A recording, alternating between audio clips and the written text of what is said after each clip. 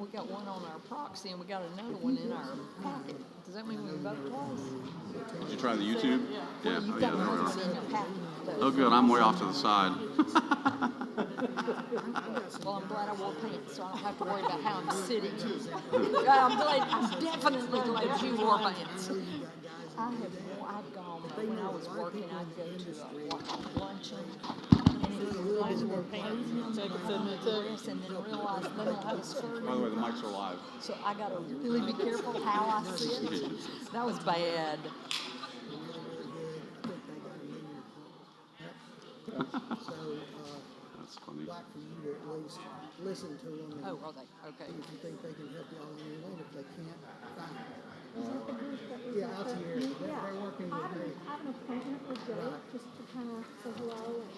Right, so I wanted for them to meet with you, but also wanted to see if we could put together a Zoom meeting or something and let them tell you what they can do, and then at least y'all can decide what you want to do. Yep.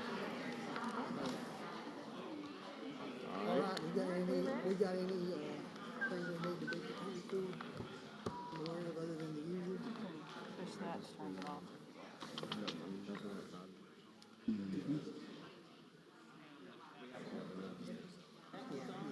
Yeah, that's typical under the circumstances.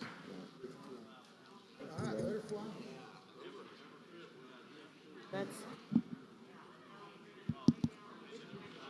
Good morning, everyone. Can everybody hear me back in the back? All right, thank you. So good morning, welcome to Turquoise Place annual meeting. We have a lot to go over today, so we're going to go ahead and get started, but first I want to start with a couple of housekeeping items. Restrooms, all important restrooms. This back exit door, they're directly across from there. Obviously there is water and coffee outside, and we'll go ahead and get started. The biggest thing we've got to remember, in the past we've been lax about it, but it's very important because people are watching via YouTube. When you want to speak or ask a question, we need you to go to the mic, state your name and your unit number. So if you stand up and start speaking, we're going to stop you and ask you to come up to the mic, okay? All right, Jason? All right. Good morning, everyone. So we can officially call the meeting to order.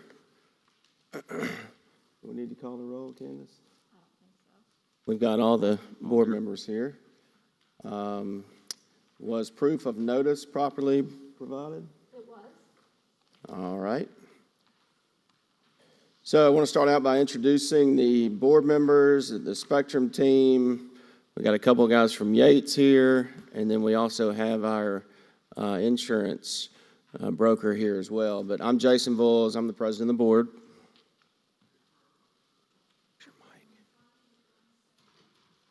I'm Brent Williams, treasurer. Gene Kessling, director. Cindy Baker, director. And as much as I like Brent, And then from Yates, we've got Jason Wold. Jason, stand up. And then Nick Noel. Nick, stand up. And then Robert Remig is here somewhere. Where's Robert? Oh, way in the back. Here's Robert. All right, and then the Spectrum team. I'm going to let you all stand up and introduce yourselves, if you would. Way in the back. Candace Crowley, Association Director.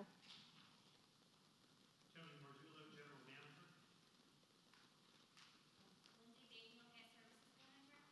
Kevin Kennedy, Housekeeping Manager. Jason Rodriguez, Security Manager. Rick Schneider, Director of Facilities. Mike Murphy, Maintenance Manager. Alan Pettis, Ops Manager. All right. Thank you, everyone, for that. All right, so the first item we have on the list, on the agenda, is the reading and disposal of any approved meeting minutes. The meeting minutes from last year's meeting are in your packet. Are there any comments to those meeting minutes? If there are not, would someone like to make a motion to approve those? Name and unit number, please, sir. Yeah, unfortunately. My name's Mike Tracy, representing D 1103 and 1203.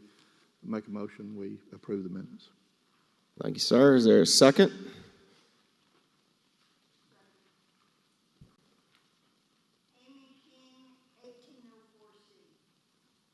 For those of you on YouTube, that's Amy King, 1804C. Any further discussion? All in favor, say aye. Aye. Any opposed? All right, motion carries. All right, the first thing we're going to do is talk about Hurricane Sally. I believe we're going to start by showing a video. It's almost 20 minutes long, and I know that's kind of long, but I think it's important. It shows the extent of the damages. So can we get that up on the screen, please, sir, in the back? Hurricane Sally barreling onto land, unleashing 100-mile-an-hour winds, blowing out walls, leaving homes and businesses destroyed.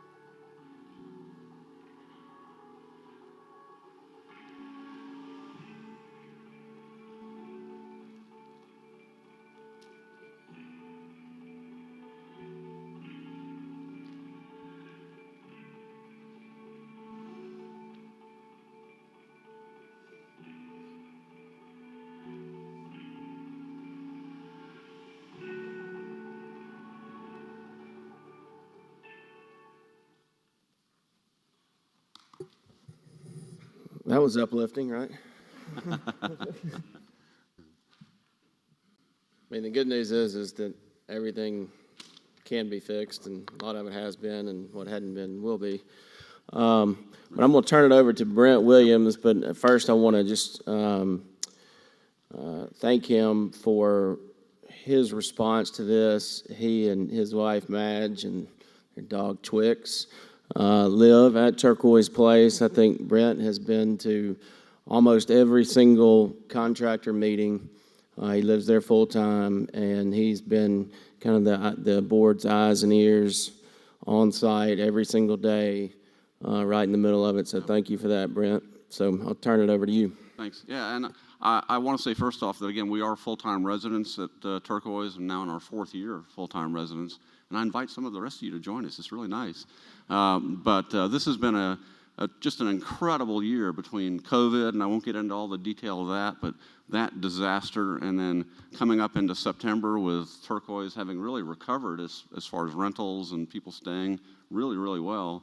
And to have Sally come in and not even expected to hit our area, and all of a sudden make a turn and come in and for hours and hours and hours pound Turquoise Place with 100-mile-an-hour plus winds. And of course, that's what did the damage. It wasn't the intensity of the winds, but just it went on for so long, and intense rain. And for those of us who were in the buildings at the time, our chandeliers were swinging side to side from the buildings moving. It was like being on a cruise ship, you know, where you're rocking around, and even as you walk, you could almost lose balance from the floors moving under you as the hurricane was coming through. So it was quite an experience. We lost power, lost water, all that through the evening.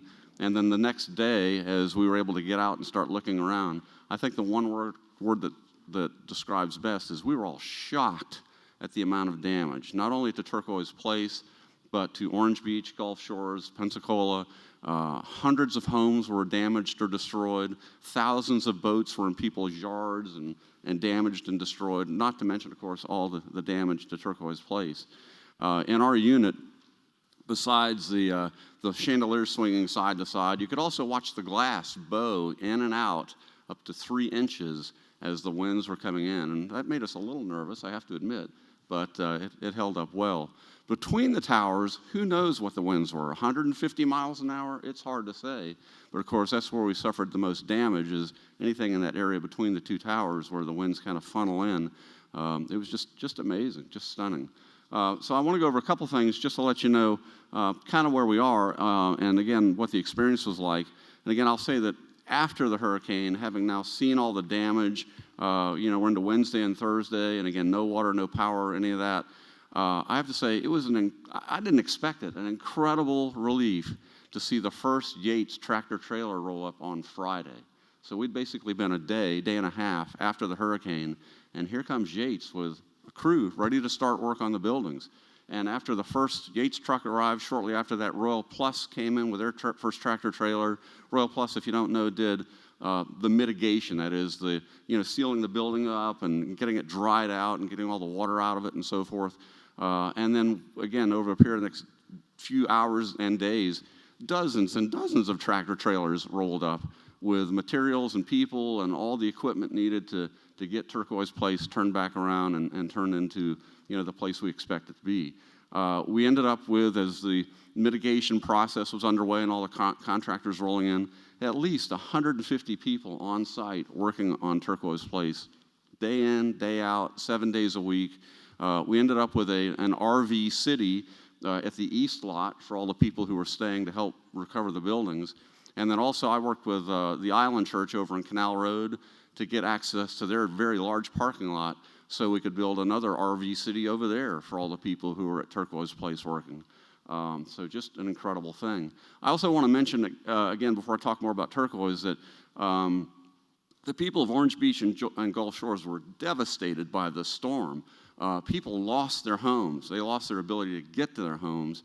And I have to give credit to the Island Church and Orange Beach in particular for very quickly getting a national response of food and tarps and water and all the things people needed to survive to the Island Church, where Madge and I volunteered, giving out stuff when we weren't at Turquoise Place working there. So just an amazing experience. I wouldn't want to repeat it, but I'm glad I had it. You know, it's one of those things that you never want to go through again. I want to, again, talk about some particular items. I don't want to bore you with all the details, but we have been meeting actually just after the hurricane twice a day with the contractors, myself, some of the other board members, Candace, I can't say enough about how much and how hard she has worked to help you get Turquoise Place back together. She is the most incredible multitasker I have ever seen in my life and has done just a tremendous job. But we had her, myself, other members of Spectrum and so forth meeting with the contractors every morning and every afternoon, 7 days a week for months. And we've just recently cut that back to just morning meetings now. And we would go through a list, and I'm not going to read you the entire list because you'd probably be ready for lunch by then, but just to give you an idea of what has happened at Turquoise Place. I'll start with the pressure relief valve replacement. That was approved by insurance. We were in danger because of all the water shocks that occurred from the city during the hurricane and all the debris that got into the pipelines and so forth, of actually having a pretty major water catastrophe at Turquoise from the inbound city water. All of our pressure relief valves were damaged, and insurance pretty quickly approved replacing all those. So I don't know how. Yates found 450 of them somewhere and got them shipped in, and they immediately jumped on getting those things replaced, and that was done. Elevators. All of our elevators were damaged either by glass blown in and then rain coming into the elevator shafts, or glass getting into the cables and all that, water collecting down in the elevator pits. So we ended up needing lots of elevator repairs. And again, we got insurance approval to take care of that. So about $500,000 later, we're about to be done with elevator repairs, although that's still underway somewhat. All of your smoke alarms were replaced, because all of the moisture that got into the building, salt air, salt water, and all that, damaged smoke alarms. And we had smoke alarms going off all over the building constantly. So they agreed to replace all those and did. Mechanical systems on the roof of both towers, basically they were wiped clean. All the vent stacks, the covers, the grills, and so forth, everything was just wiped off the roof. And that left openings where rainwater came in and lots of other debris. And so there's just a huge amount of damage on the roof. Again, all that got covered by insurance, and as far as I know, that's all complete now. That's all been repaired. But it was just a huge thing. The playground for kids there by the lazy river, we had just put in a new playground. I mean, it had only been there like 3 months, and boom, here comes Sally, and Sally embedded glass into the playground equipment and all over the matting, of course, that's around the equipment. So the playground equipment had to be replaced, and the matting, and that's still underway, but it's moving right along. You may know the tennis courts are damaged, the tennis court lighting is damaged. We'll talk a little bit more about when we talk about insurance and dealing with that. We had the roof coating project. Our roofs have to be recoated periodically to keep them under warranty, and the D-Tower roof coating project was underway at the time Sally hit. That was damaged again, and so both D and C towers have now been completely recoated, so the roofs are back to where they should be for insurance purposes. The corridor carpet, we had glass blown into the building all over the place, and we couldn't really track where the glass was, and you certainly don't want to be walking around on carpet in the hallways and have pieces of glass sticking in your feet. So the insurance companies, again, pretty quickly approved replacing all the hallway carpet. The carpet in the 2 lobbies was flooded, and so that had to be replaced, so they approved that, and that's pretty much done. We're still working up partway in the C tower to finish the corridor carpet, but that's very, very much underway. Landscaping. I don't know exactly how you value this, but Turquoise has about $1 million worth of landscaping between palm trees and plants and all that. And that was, of course, severely damaged. And we are still working with the insurance companies to figure out how to take care of all that. But we have a lot to do with landscaping, and we know that, and that'll be getting underway here shortly. The boardwalk replacement. Our boardwalks were destroyed, and we had the option of going back and replacing those with just kind of the boardwalks that had been there. But we decided, those boardwalks were kind of not that great. I mean, people are getting splinters in their feet and burning their feet and all that, and we wanted to do something really nice. So Candace, I, and the board came up with a better design using synthetic materials and the steel cable and so forth, and really now have nice boardwalks out to the beach. If you've seen them or been on them, they're way better than what used to be there. Yeah, they really are great. So that's done. We still got a couple punch list items to take care of on those, but they're basically done.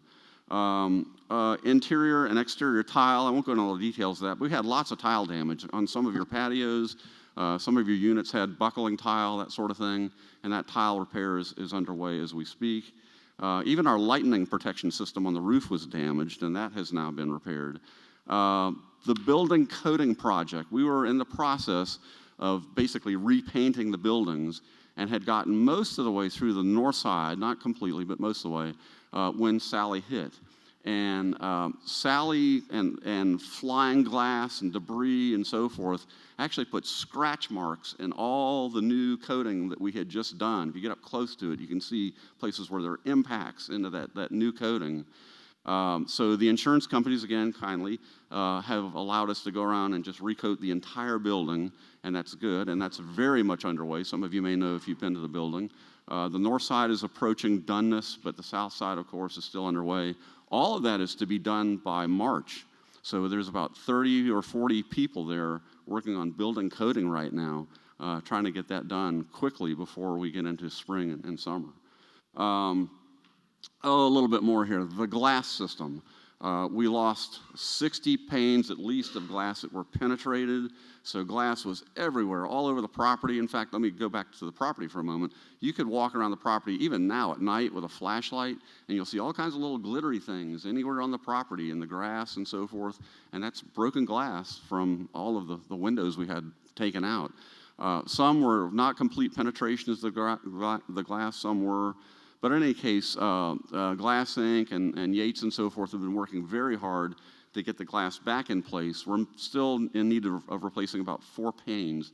But you may have noticed we can't get glass that matches exactly our old glass. It's not manufactured anymore. The company's out of business, that sort of thing.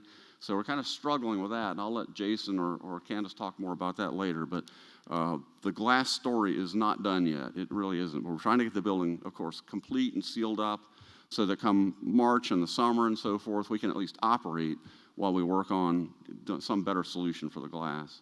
The pools and Lazy River, I'll just mention that there is damage, and we are still in discussion with insurance companies about that, and I'll come back to complain about that here in a minute. But anyway, we expect to get pool repairs and Lazy River repairs under by February 1st, and again, have those done and available by March, 1st of March, so that will be available to everybody. Handrails. Some units have handrails that were destroyed, basically. Some are severely damaged, and the handrail project is another one that's been a bit of an insurance nightmare, but I think we're close on that one, and we should begin handrail replacement shortly. Now, the handrails on our condos are custom made, and so we know we have at least a month to 2 lead time to get them manufactured. So we've got a ways to go yet with plywood on the balconies and so forth to make those safe. But the handrails have to be done right. If they're not, insurance companies won't cover us for liability, so they've got to be done just so. They've got to be engineering-wise sound, and so we're working to make sure that's done well. I won't go through, again, many more, but just to mention, again, minor thing, well, not really minor, but your hot tubs and grills, all that's being looked at, and I think we have approvals to do grill replacements right now where they were damaged or destroyed. The fire system, fire suppression system, fire alarms and so forth in the building were damaged. All that work is complete with except of a couple things. That'll be finished up here shortly. Let's see if I got anything else I want to mention. That's enough. Anyway, there's more. So my point here again is a lot of things were damaged. And if anybody thinks that things have not been moving along fast enough, well, let me tell you, there's been a lot to work on, a lot. And we've had large crews in to work on it. And I will say that we've made really good progress. If you look at other properties in Orange Beach and Gulf Shores, drive along the beach while you're here and look at the other condo buildings that aren't even close to being open yet and have many months of repair work to go before they're even semi-viable. our units, we're over 90% usable in terms of all of our condos right now, and by March we'll be 100%. Yes, we have amenities that still need work. We finally got the the C Tower pool open. That was a bit of a project.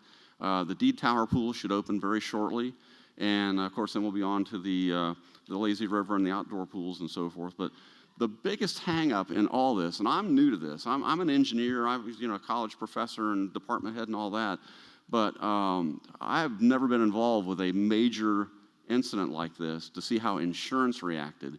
And you can intuitively guess the insurance companies love to receive our money, but they don't like to give it back out. And we have fought with insurance since day one and continue to. So the delays, if you want to call anything a delay, have been in getting the insurance carriers to approve repairs.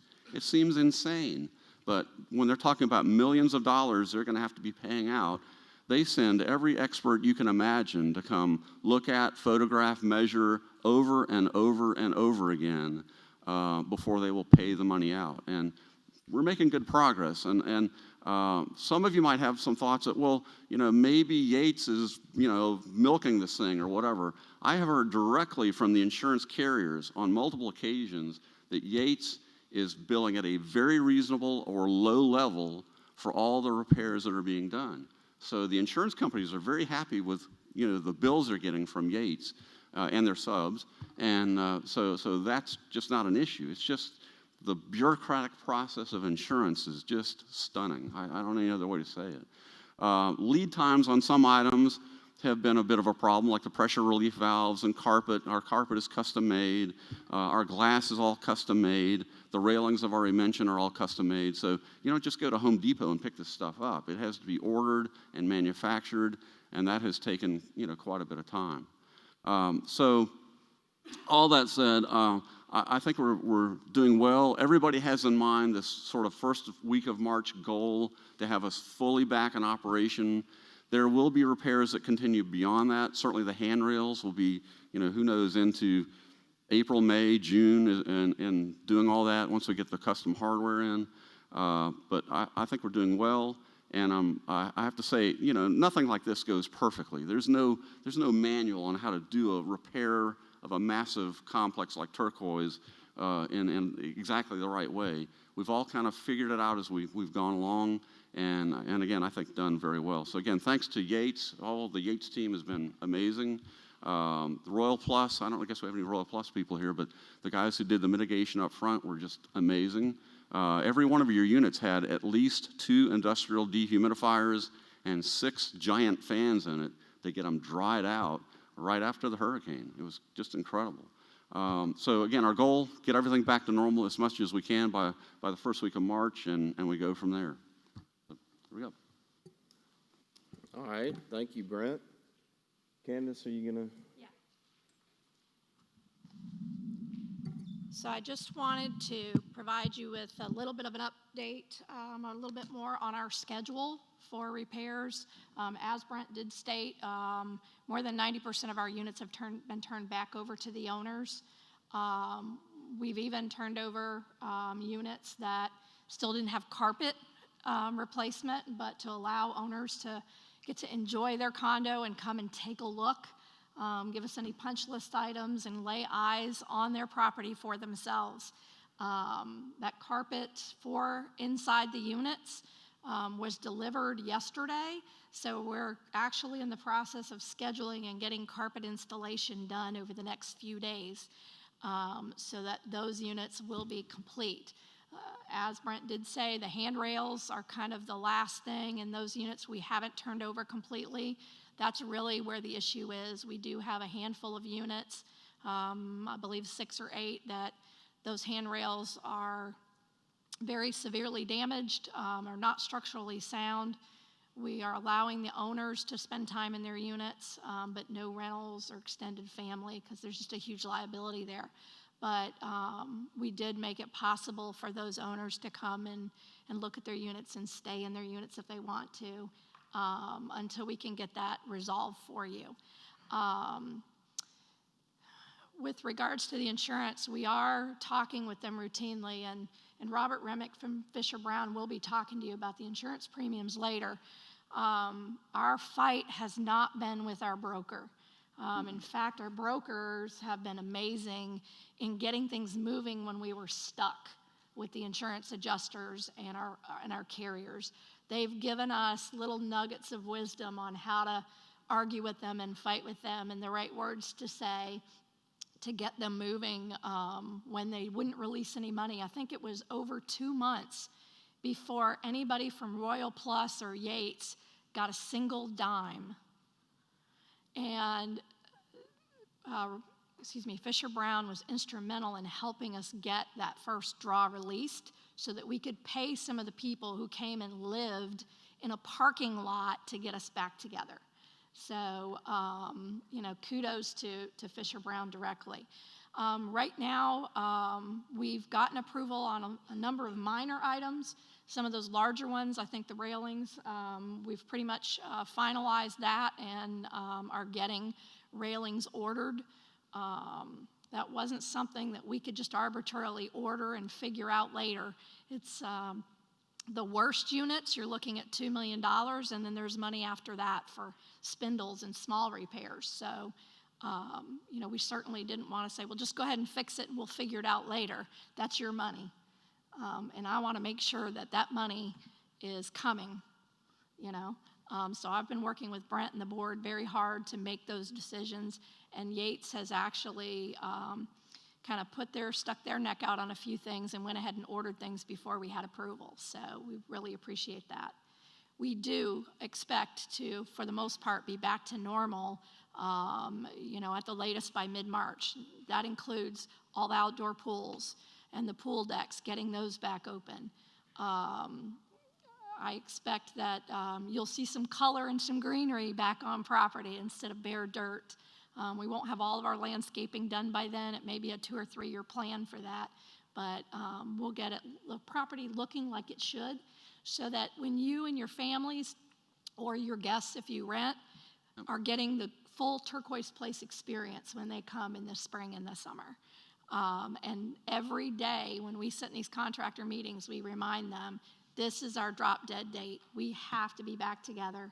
The pools and everything, open these rooms, open these areas, get the property looking good. Because before this storm, this property had the highest resale values it's ever had, 12 years old. And those who rent were commanding the highest rents they've ever gotten. And it's my job to make sure that the insurance company gives this property back in at least the condition it was before the storm. And part of our argument with them when they say, well, the building's 12 years old is, yes, but we maintain this building. And those rents and those resale values are a testament to that. We can prove that. So we're not settling. And anything that, like the glass, we had to seal the building. I know the glass doesn't match. You can even tell from inside. The fight's not over with there, okay? We have not settled on something less than it should be. But I can fight that fight while your family and guests are enjoying the property. We can have that argument with them later, okay? They know the argument's coming. They know we're not happy with it.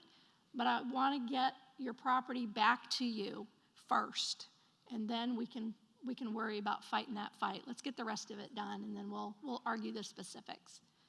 Yeah, and Candace, can I just add, because we have had such a struggle with insurance, I guess it's been a couple of months ago now, we instituted weekly meetings with the insurance carriers where we go down that entire list and more that I just went through to say, hey, where are we on this? And what do you need? And why aren't we getting paid for this? And we do that every week. We put it right back in their face. And I thank Nick for, doing it too, because he's been on them, and so we're getting some headway, and it's good, but it's tough. It's a struggle. All right. I think, should we take questions about that or Sure. now? All right, so any questions about Hurricane Sally? Yes, sir. Rusty Citron, 1605C. I was wondering if y'all could address the beach erosion and just how much beach we lost out there. And is there anything that can be done about that? Certainly, Rusty. So obviously, we lost about half of our beach. The water line is now about halfway up to the boardwalks. Believe it or not, 2 years ago, we received notice from the Army Corps of Engineers that they were going to start a beach reclamation project this past fall. And because there were a lot of areas that had erosion from other storms, et cetera. So that's something that the Army Corps of Engineers has already started. They've started dredging in the past now and are starting kind of there at the Alabama Point area and are supposed to be moving in our direction. I don't have a specific date that that's starting. I would hope and assume that in mid-June and July, they're not going to be piling sand on our beach. But I am waiting to hear back from them as to what that schedule is. But that's something that the Army Corps of Engineers already had planned, was already coming. So if we're just a little patient, we don't have to worry about that, and we don't have to worry about the expense to that because the state is going to take care of that. Yeah, and I'll just add that they are working that 24/7, and they will, I'm sure, be done by sometime in March because turtle season starts, and they're not going to be dredging sand up on the beach with turtles coming on the beach. So they'll be moving along. Other questions? Yes, sir. I'm Rodney Krebs, 2107C. Could you talk through the math of how the assessment comes to pass? That is it safe to assume that the insured value is $280 million and therefore the deductible is $280? Just go through that That's math correct. for us, And we're going to please. get into that in great detail, Okay. and that's next on the agenda. George Middlebrook, C2005. Almost forgot what my unit was. It's really a time like this, as you've been through them before, where it's really easy to point fingers and blame people and make excuses.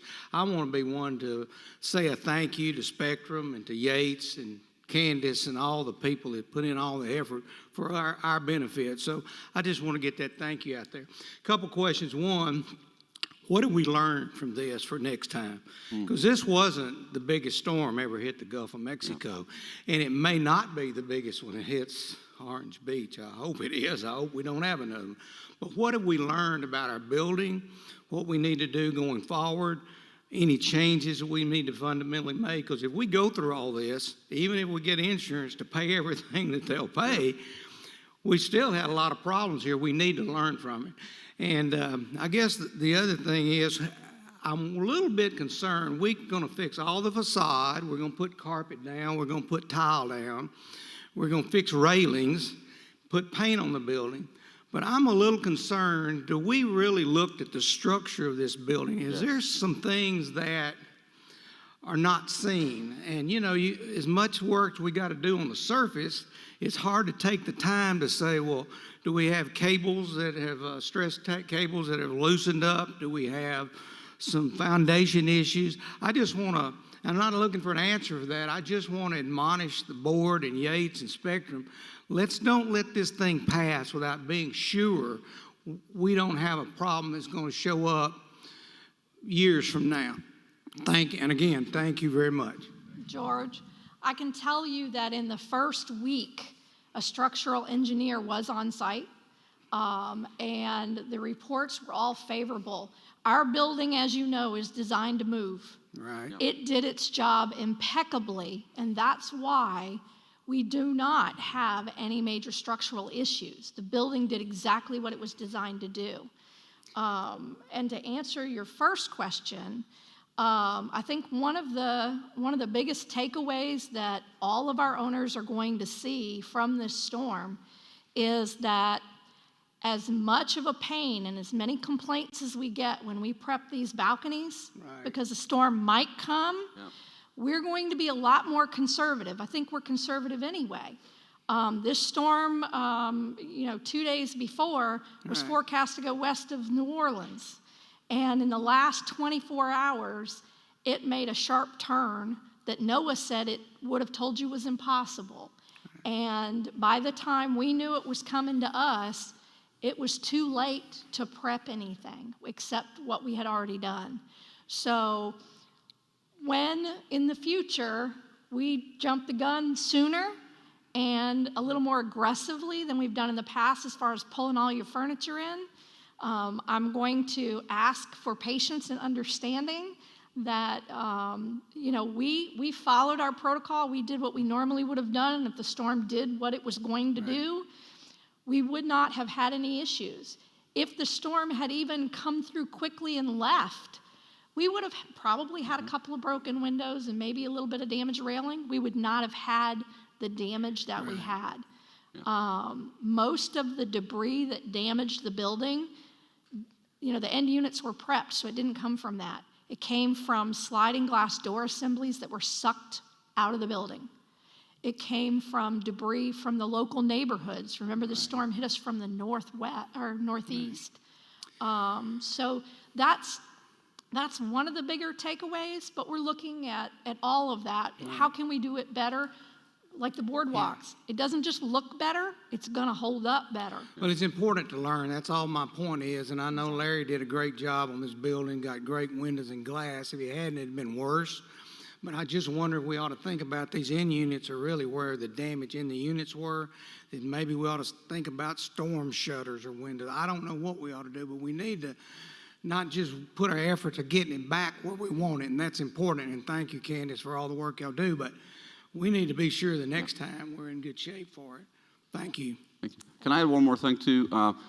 Before Madge and I moved to Turquoise, the board, including Larry, negotiated a disaster response contract with Yates, and that saved our butts. I'll tell you what, again, having Yates on site 2 days after the storm, again, weeks and weeks after the storm, Madge and I would drive up and down the beach and see condo buildings where there was no response yet, none. And so you had condo units and buildings right around us that the condos set wet, glass gone for weeks and weeks. And imagine the damage that has done to those units and those buildings. So we were lucky in that sense that, we had something set up ready to go. So it was great. That's true. It was no cost. Yep. Thanks. Good morning. Good morning. Yes, I would like to thank Candace and all the board and Yates and everyone at Spectrum and Turquoise Place that have really taken a quick action to get it built back up and repairs done. Because my husband and I came here 2 days after the hurricane, and we were absolutely in shock of what it did. But my question is, and thank you, Candace, for your jewel. Has any engineer studied or watched videos or anything like that about the glass? Because what is the strength of what the glass can hold up from a hurricane? You can't control Mother Nature. Right. I've been through 4 hurricanes in Mexico at our home in the beaches, and you can't control. But I would just like to know, since you're replacing the glass, can we get better quality of glass that would hold up to higher winds? If there is a hurricane, has that been studied or discussed? It certainly can be. I know that the glass on the building now was pressure tested after the storm because we were concerned that, well, was it like our unit? We could see the glass moving in and out and all that. Is that glass still viable for another hurricane? And my understanding from the engineering report was that, yes, it is. It's rated for, 120 miles per hour, something like that, and it's still intact. Now, there's, again, issues with seals, and there's issues with scratching on the glass and the color and all that's got to be resolved. But are y'all thinking about, has it been discussed about putting better seals around all the glass and the doors? That's going to be part of what we're looking at, right? Okay. Yep, part of the intense negotiations that are underway. Well, thank you very much. Yes, thank you. Yes, Larry.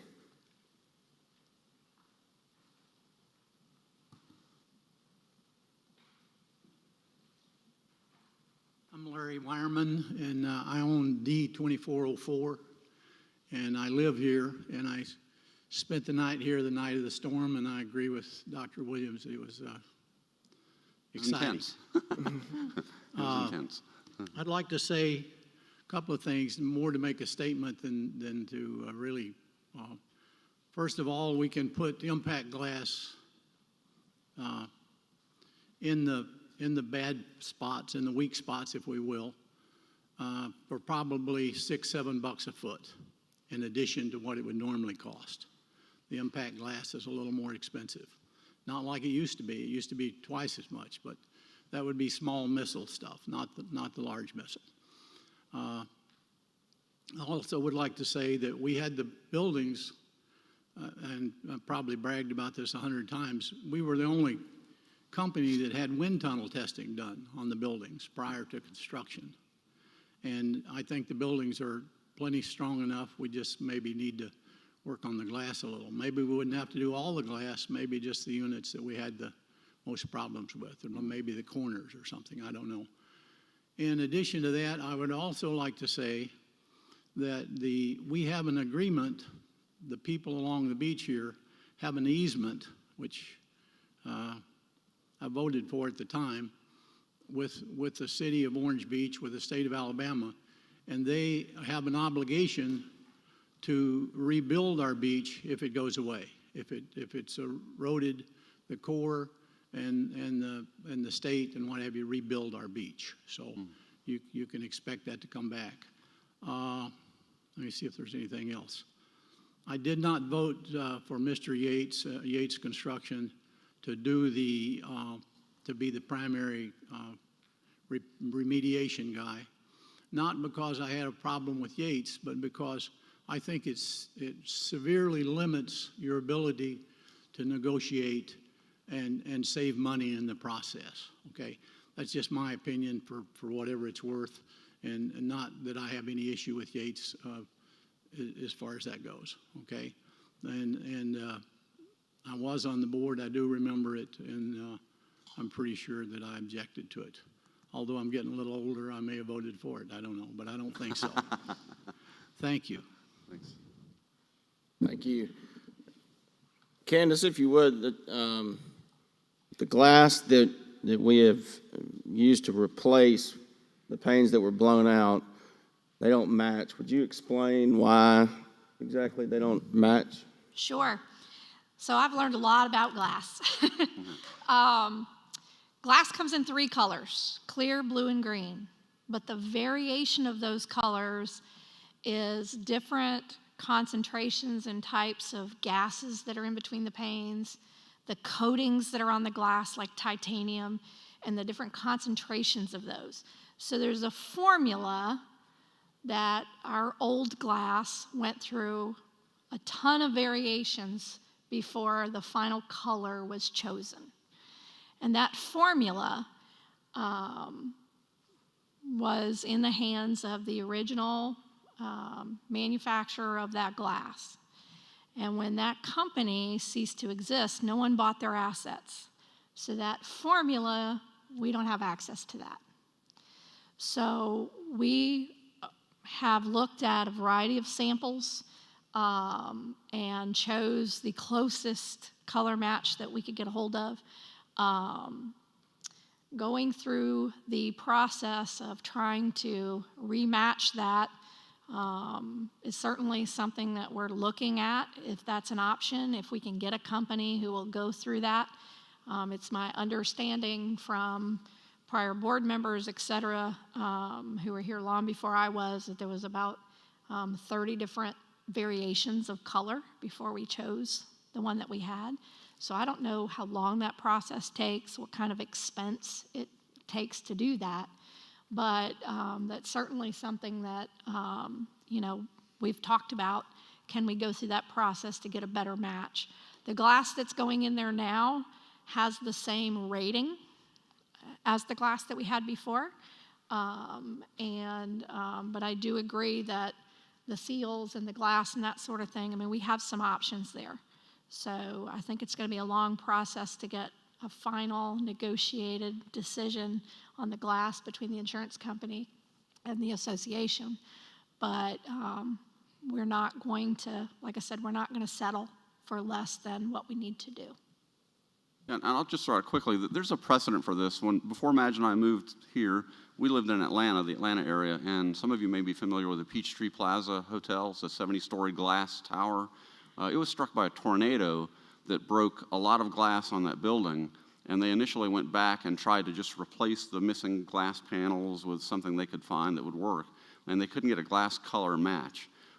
So through whatever negotiations and lawsuits went on, the insurance companies ultimately agreed to replace all the glass on that 70-story building to get a match. And, you know, that may happen here. Yeah, after what, 2 years worth of litigation, 2 years of... they finally caved. Yep. So hopefully we can avoid litigation, but our standards are going to be extremely high in getting the building back to how it looked before and not having a hodgepodge of different colors of glass throughout the building. We're not going to. We're not going to. Yeah, I agree. That's... Nope.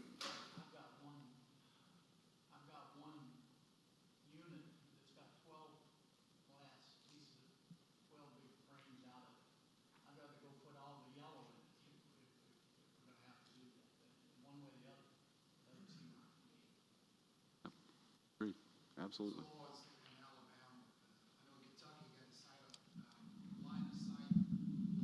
I'm sorry, could you go up, just so the people who are watching via YouTube, that would be really helpful.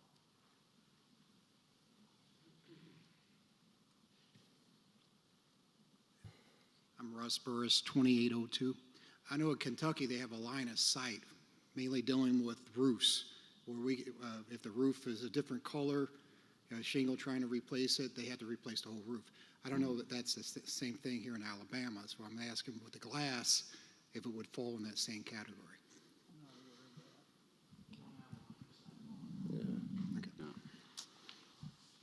I'll look into that, but I am not aware that Alabama has that same law.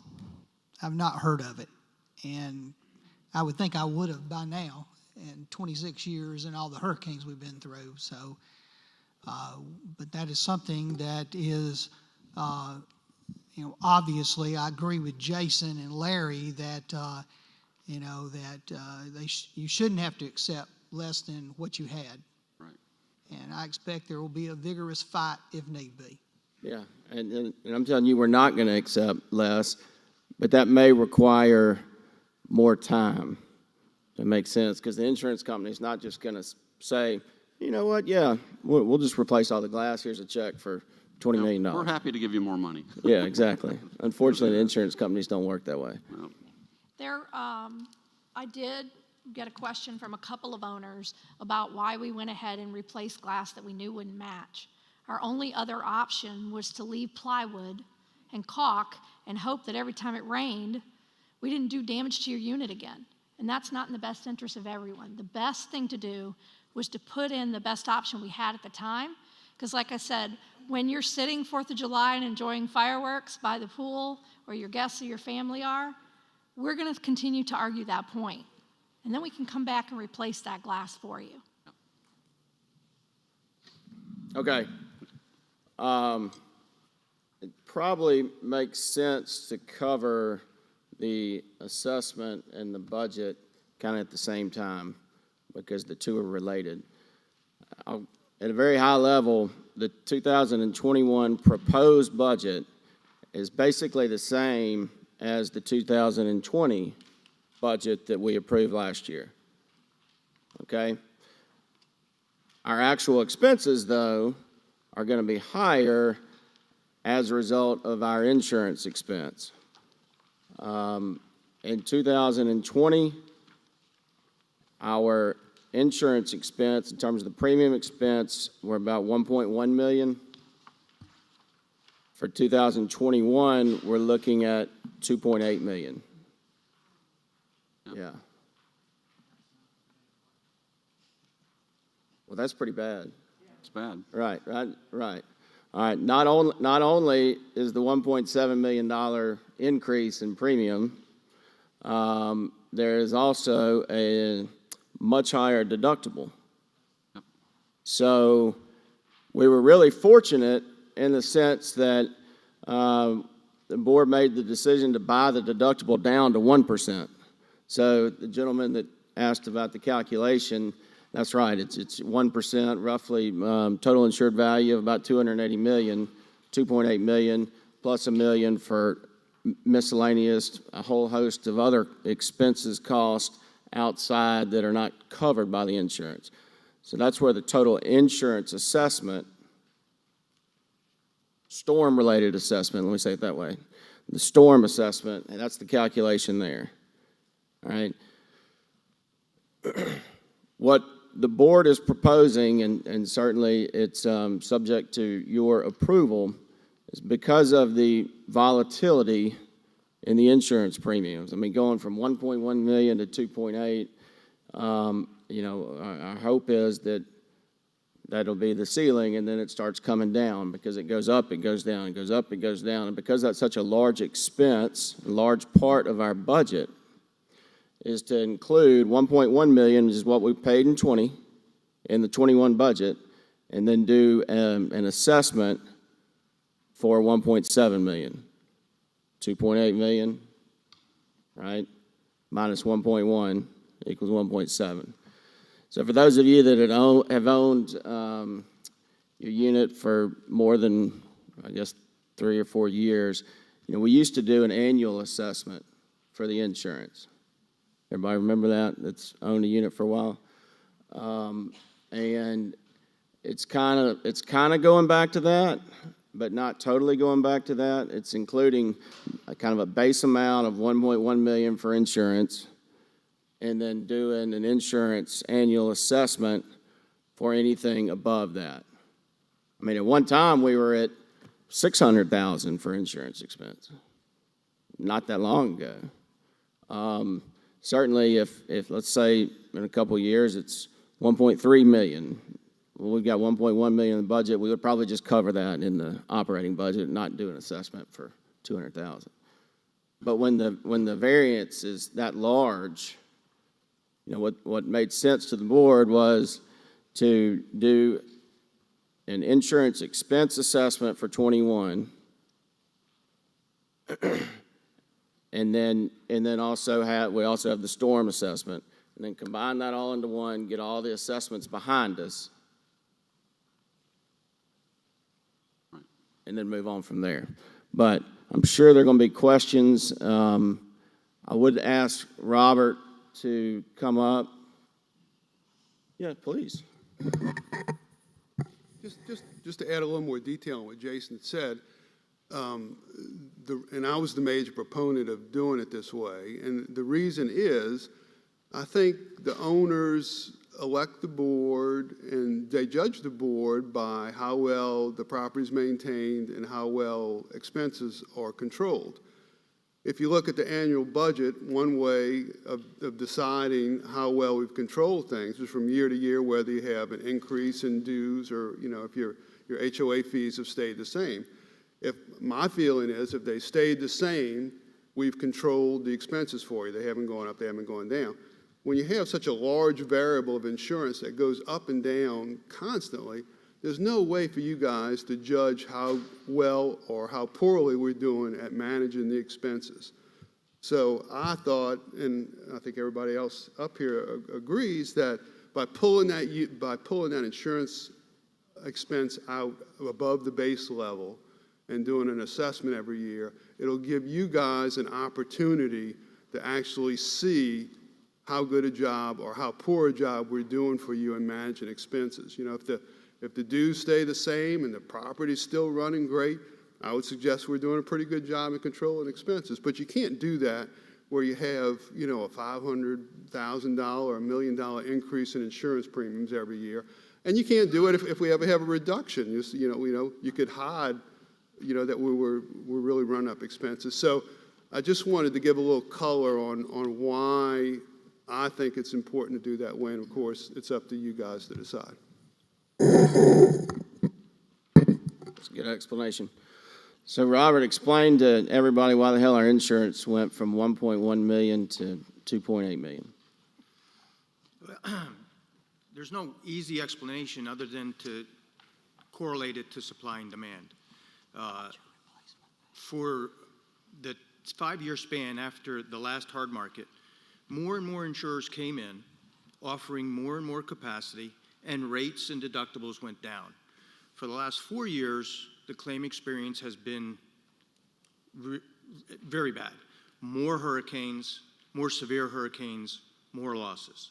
So insurers are now withdrawing from the marketplace.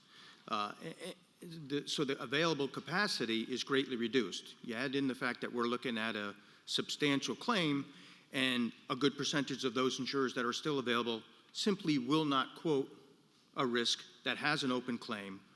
So all those variables came together to where, we have to buy $280 million worth of insurance. We're paying a heck of a lot more for that capacity than we did. I think the two examples that I would give you, when you buy that much insurance, you stack it. It's like stacking bricks to get up to $280 million.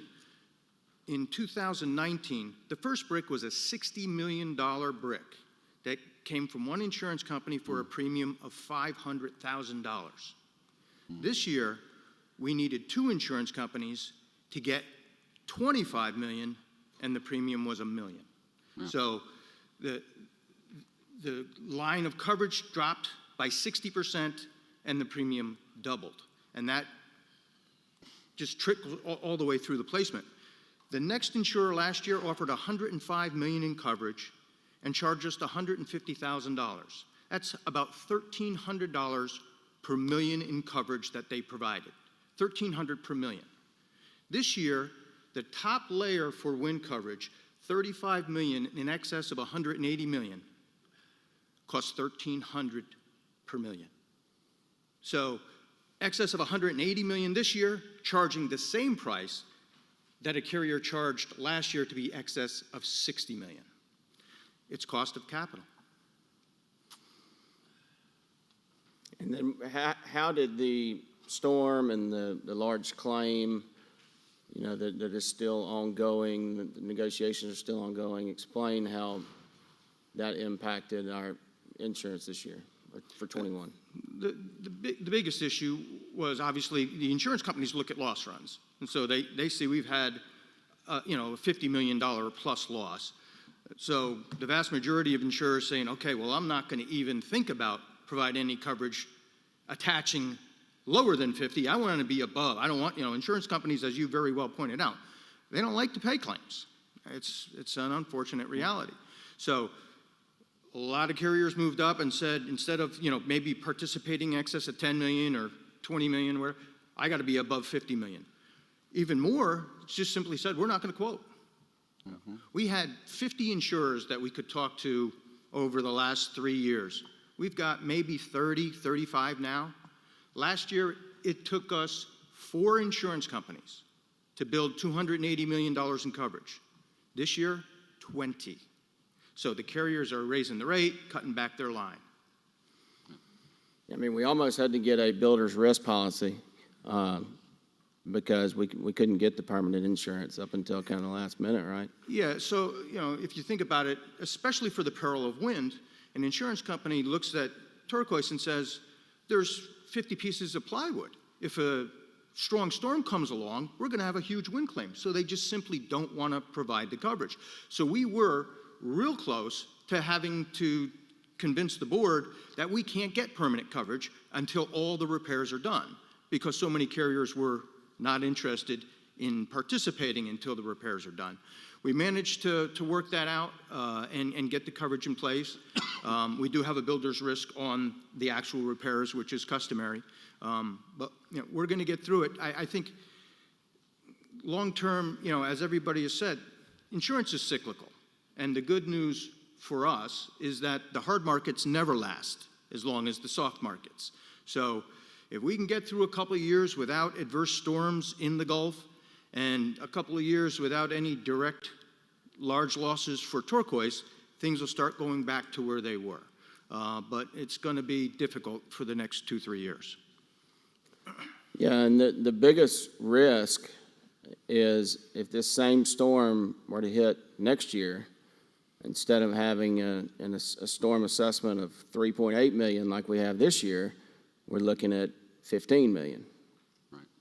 Because the deductible is 5% instead of 1%. Not a single offer from a single insurance company for anything lower than a 5% deductible. And in years past, we could buy the deductible down. It would cost us 5% of the risk transfer. So if we wanted to reduce our deductible by $10 million, it cost us $500,000.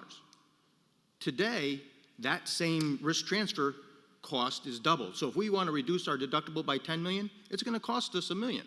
So as we get closer to storm season, we'll come back to the board and we'll say, here's the best we can do to reduce your deductible, but it's going to be, if you want to drop your deductible from 15 to 5, it's going to cost another $1 million. All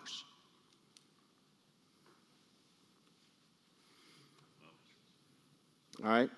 Why don't you get that mic? Well, I don't know if the people that are watching on YouTube can hear you.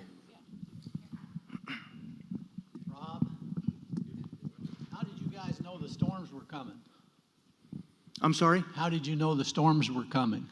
I wish we did know. Well, you increased our rates last year by 35-40%. Well, prior to the storm.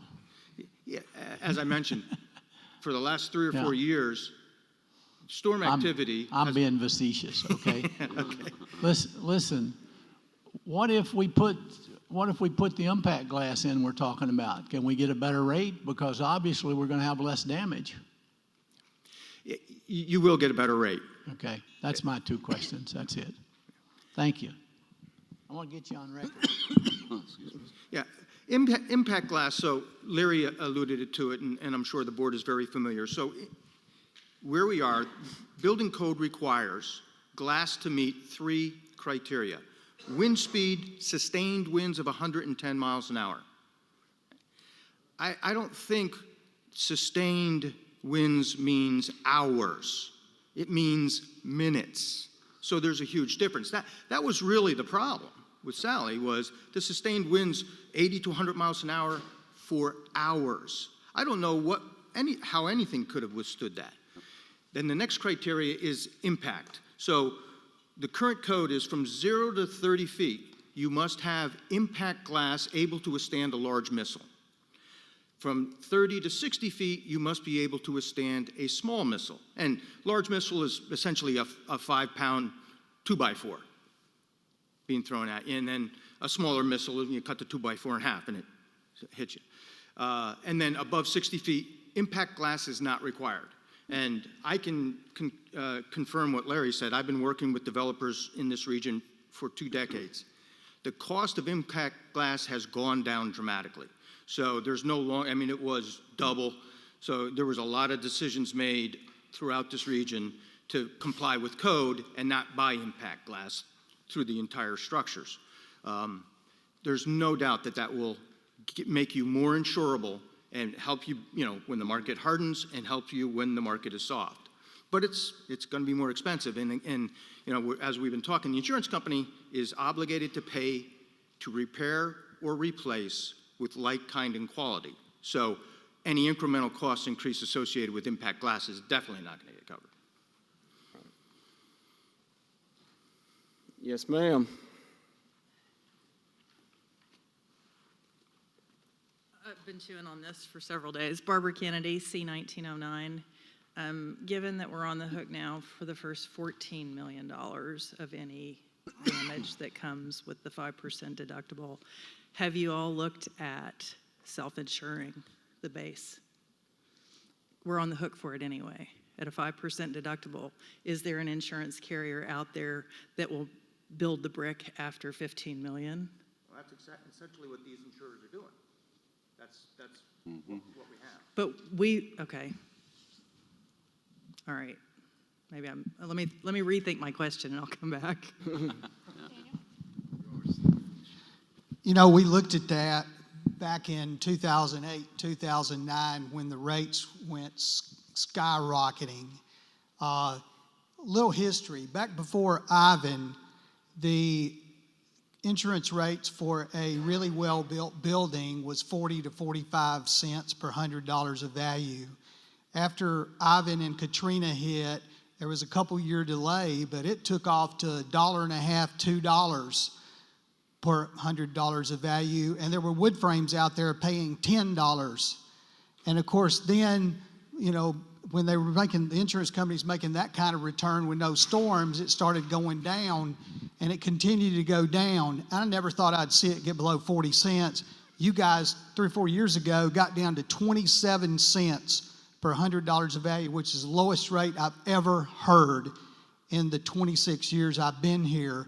Now, because of the storms everywhere in the world, you got hit with increases last year, and you were sitting about 39 cents, which is still below the rate it was before 2004.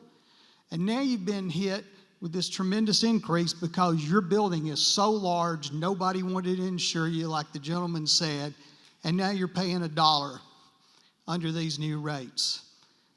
So the good news is, though, is hopefully it won't continue to go up, and it will start coming back down, and you guys will be back in that lower range, because historically you guys have had the cheapest insurance up and down the beach.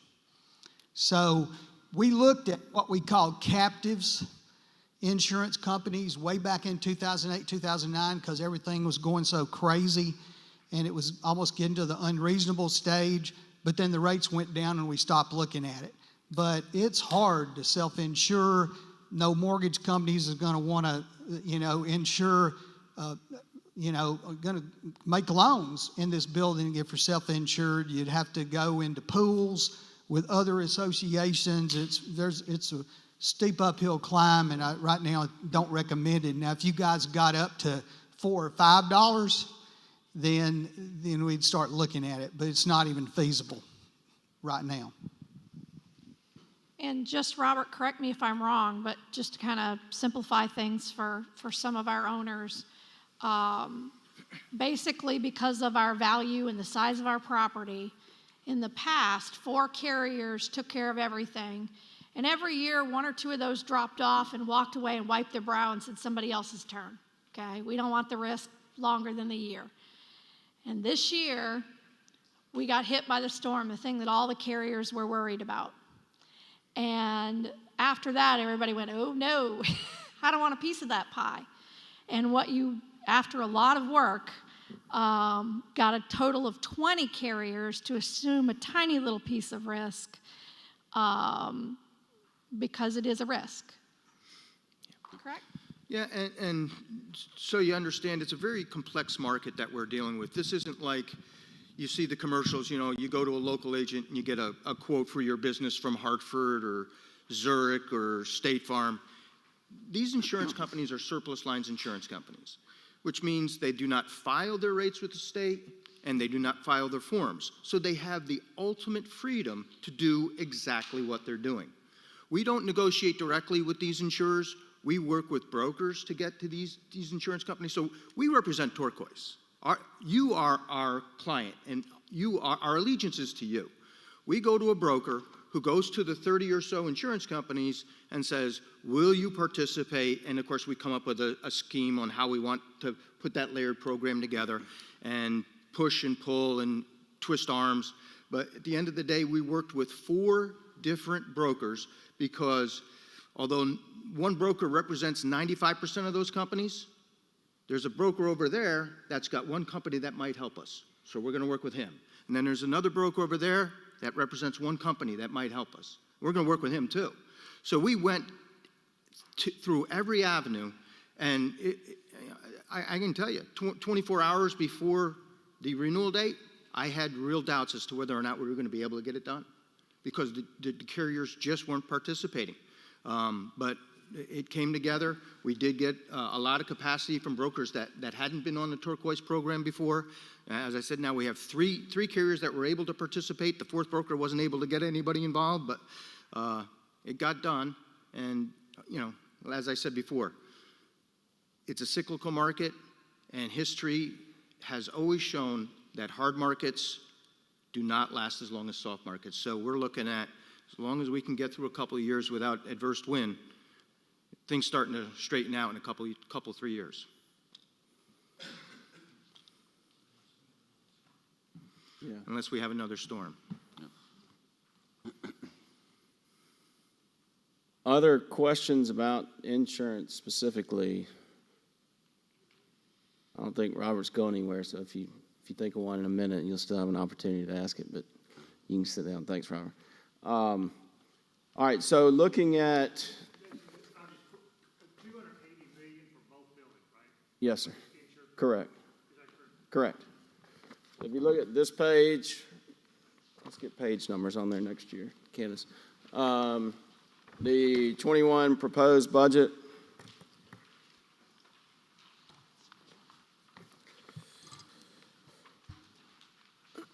So you can see the first column there is what we budgeted in 2020. The second column is where we expect to end the year for 2020. I think that's what, actual through November, October. Basically, when we prepared this, we didn't have December yet, so the December was based off the budget. So, but I mean, that should be very, very close. Then you have the variance in the next column, and then we have the proposed 2021 budget. The revenues assume that the dues stay the same. And then on the expenses, if you could look over, and they're within $1,500. So basically, the 2020 budget, 2021 proposed budget is the same as the 2020 budget. If there are specific questions about the proposed budget, please, by all means, ask questions. But, I mean, the additional insurance expense has to come from one of two places. It's either dues increase or an assessment, right? So, you know, for the reasons that Jacob explained, we felt it was best to have a base amount and then do an annual insurance assessment. So, and keep the dues the same. So are there questions? Yes, sir. I see a hand back there. Yes, ma'am.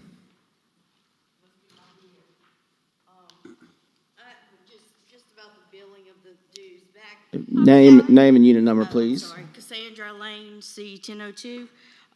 Back in the day when dues were a lot less, 700 or so, we did have the annual assessment every year. And it had kind of been discussed that the insurance assessment was really kind of part of the dues, and it was given a false sense of your actual due cost. Could there be a breakdown in the monthly dues? As you say, they fluctuate. Maybe on that line item we have operational dues and we have insurance dues. If that's going to go up, it's going to go down, whether it's $500 a month, $700 a month, whatever that number is, just to see that difference from year to year. I mean, certainly that's one option. You know, we kind of felt like having the fixed dues and then doing the one-time insurance assessment. I see the one-time assessment for the deductible as being an extraordinary expense, but kind of insurance premiums year to year, I kind of think that that's probably really part of our dues. But that's just my opinion. Well, I mean, doing the annual insurance assessment, I agree with you. It really is kind of more dues than it is an assessment. It's certainly not a special assessment if you plan for it and you know it, and it happens year in, year out. I mean, there are different ways to skin the cat, and, you know, we proposed the way we felt was best.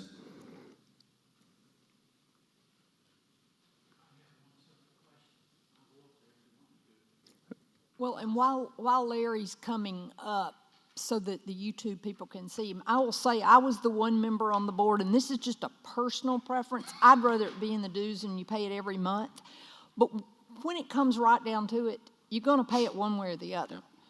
So it doesn't change how much you're going to pay. It's just like our bills at home. It's just whether you'd rather pay by the year or pay by the month. Sometimes you get a break if you pay by the year. In this case, you don't. It's just pay me now or pay me later.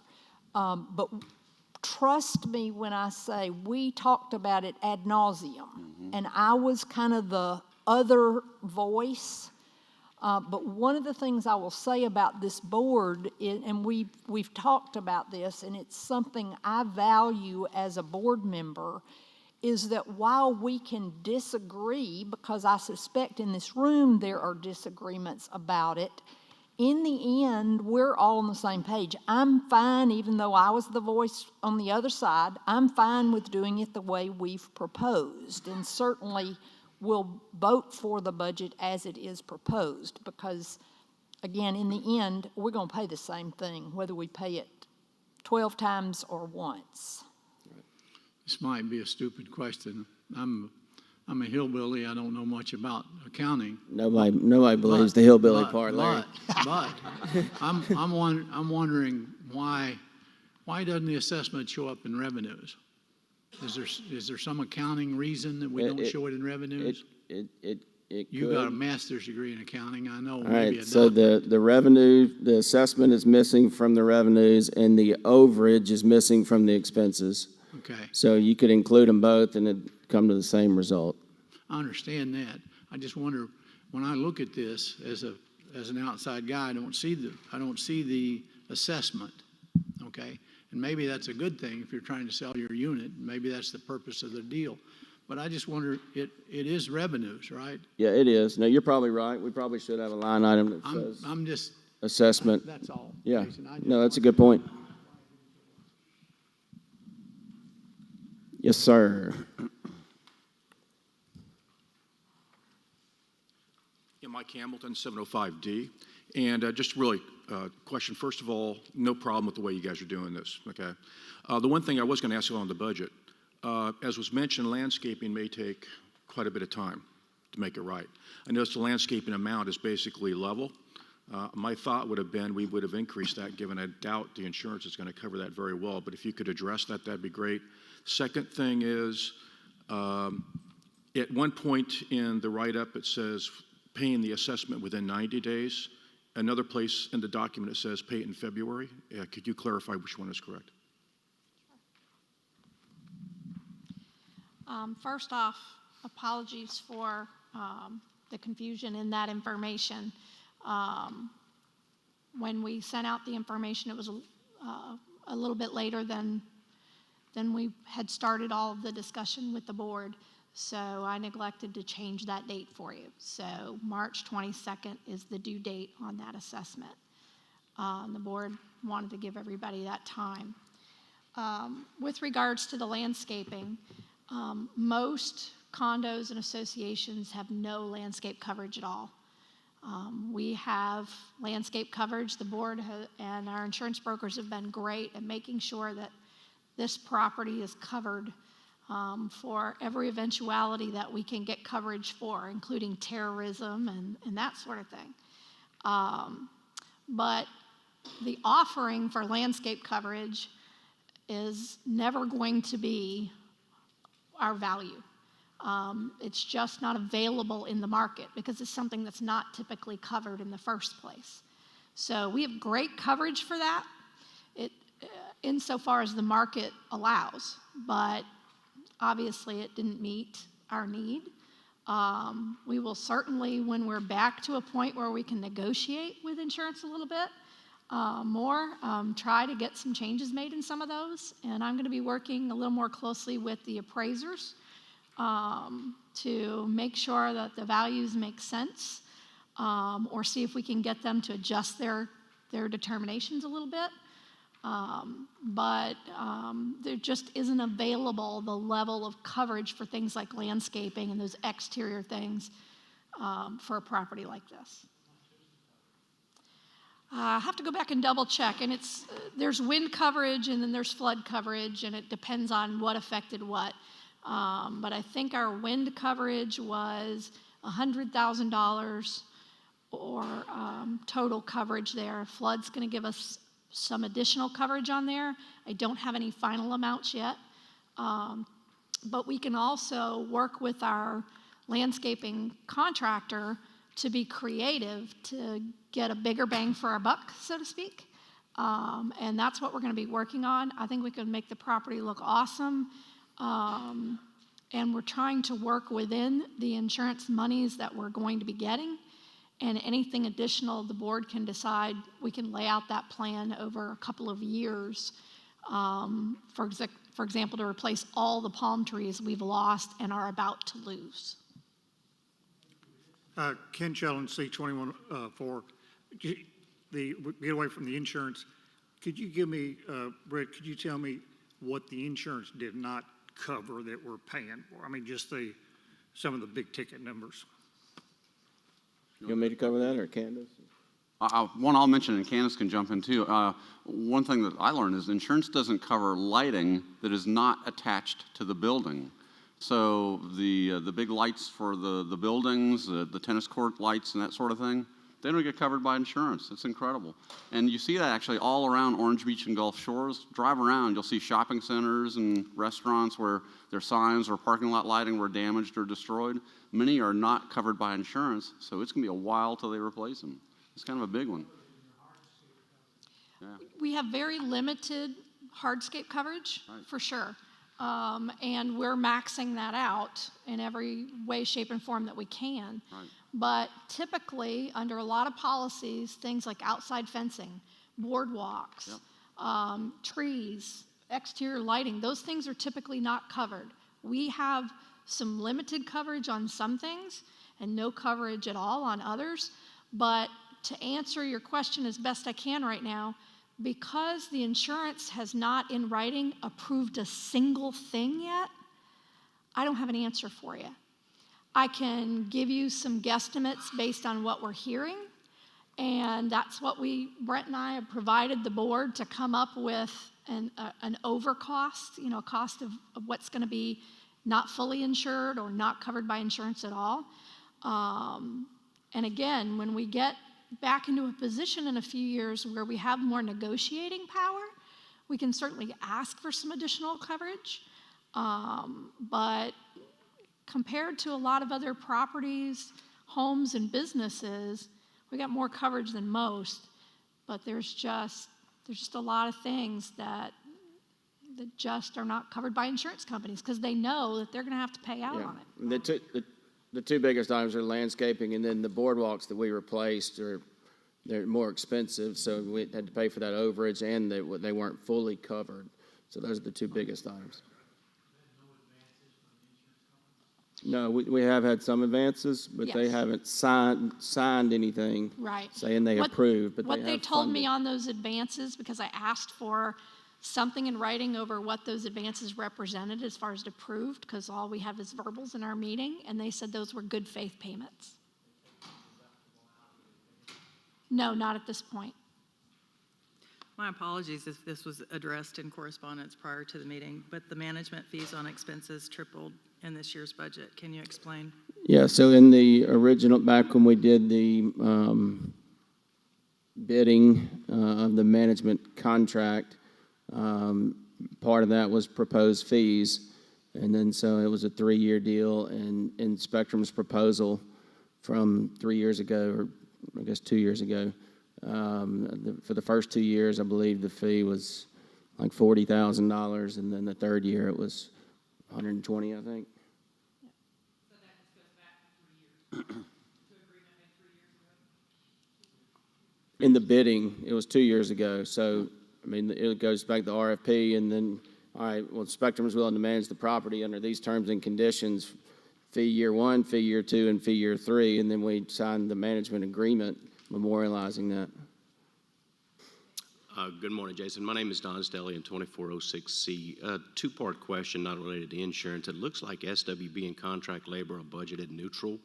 So are you not budgeting for escalades and salaries for the management team? Question 1 in the budget, and question 2 is on the reserves.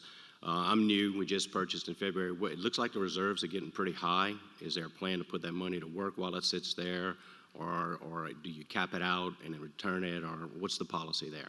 Thank you. Capital reserve. Capital reserve.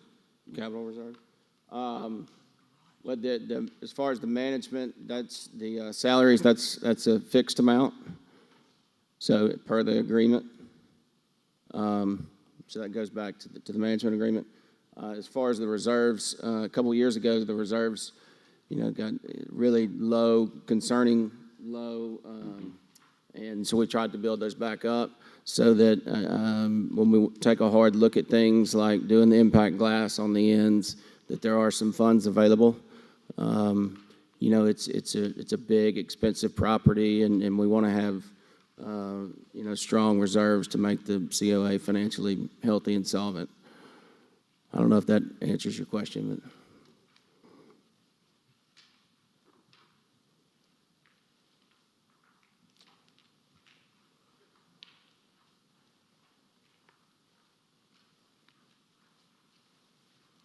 Rob Copeland, 2502C. Jason, did y'all apply for a PPP loan for us? For you all? Did Right, Spectrum as a Resorts? pass-through, yes. Well, who has the contract, the management contract? Well, the COA does not have any employees. Right, but you guys do. Spectrum Resorts did not apply for a PPP loan. Okay. Is that something y'all are considering as a board? It's not really a board It's not- decision. We don't control that. Okay. Are you talking about the association applying for a PPP loan? No, we don't have any employees, but they do. Okay. I mean, they're pass-through employees, right? I mean, they work for the HOA, correct? Okay. Correct. Yeah, I was wondering if y'all considered that. Okay. Yeah, let's see, there was another one on here. You know, before, I guess Robert had mentioned that it was 50 million plus on the expenses so far. Do y'all I'm have sorry. an estimate? I think Candace said there was an estimation of what they thought that would be covered, not covered, that type of thing. Can y'all post that on the portal? I'm sorry, I missed the first part of that. Okay, so on the reconstruction of Turquoise Place, there's, you know, I think Robert mentioned that it was $50 million plus in damages. And so I've asked, you know, will you post what the estimates are that you have so far Sure. for the I reconstruction? mean, nothing's final yet. It's still No, I understand. I mean, but an ongoing cost assessment of, you know, to see, hey, what's covered, what's not covered, that would be helpful for us. Okay. Okay, yeah. Did y'all have a decrease in staff size for the HOA when we didn't have the amenities and things of that nature for the last, I don't know, 4 months and then 2 months in the spring? I'll let Tony Tony or Candace answer that, but I don't believe so.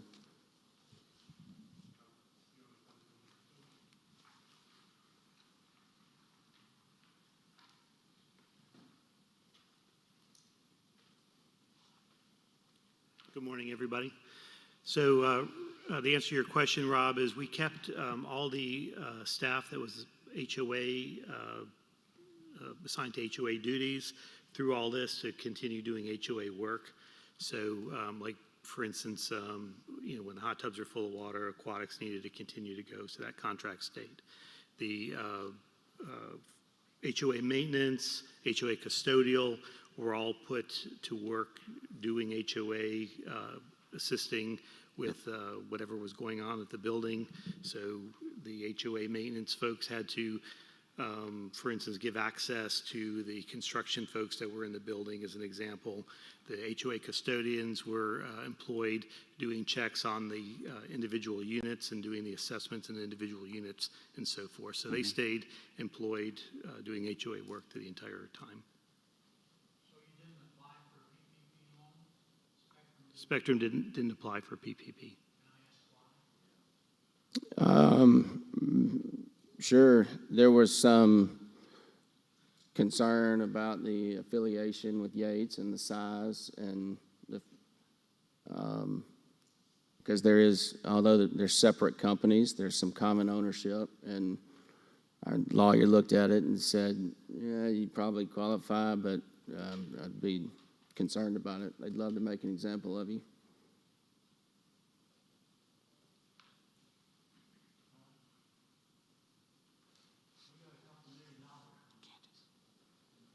Congratulations.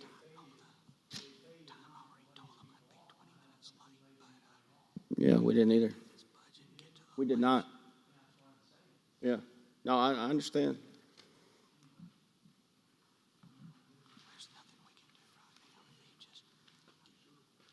Jack Robinson, 1302C. Just a couple of other questions in the budget.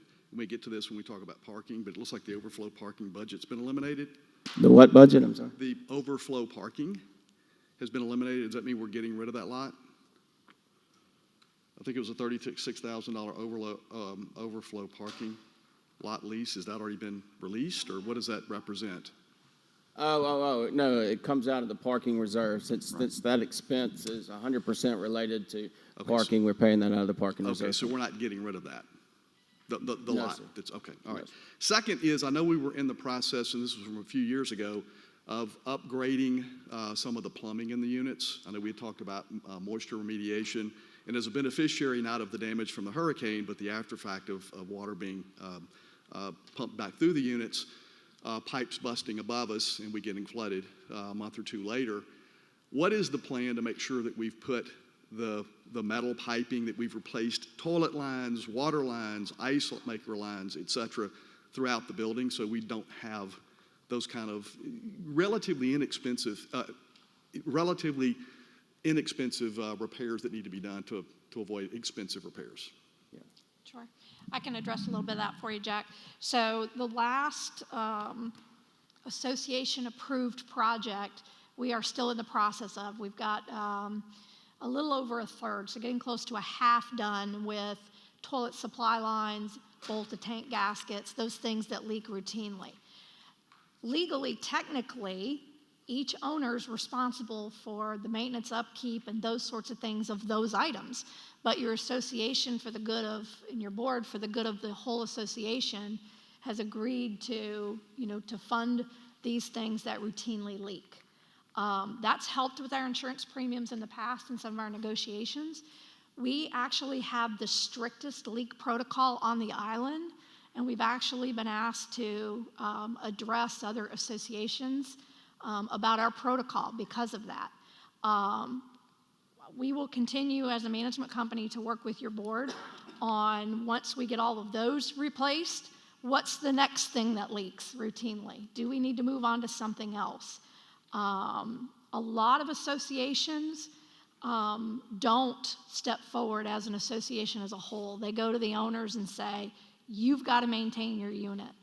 You've got to make sure that it doesn't leak with somebody else. Because of Alabama state law making a lot of that the association's responsibility, your board has been very progressive in that, and we will continue to do that.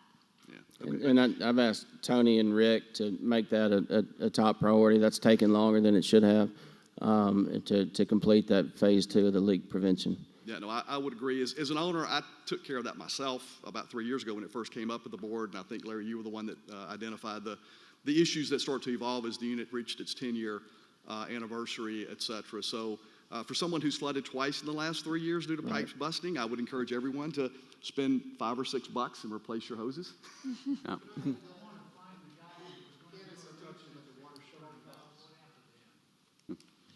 One at a time.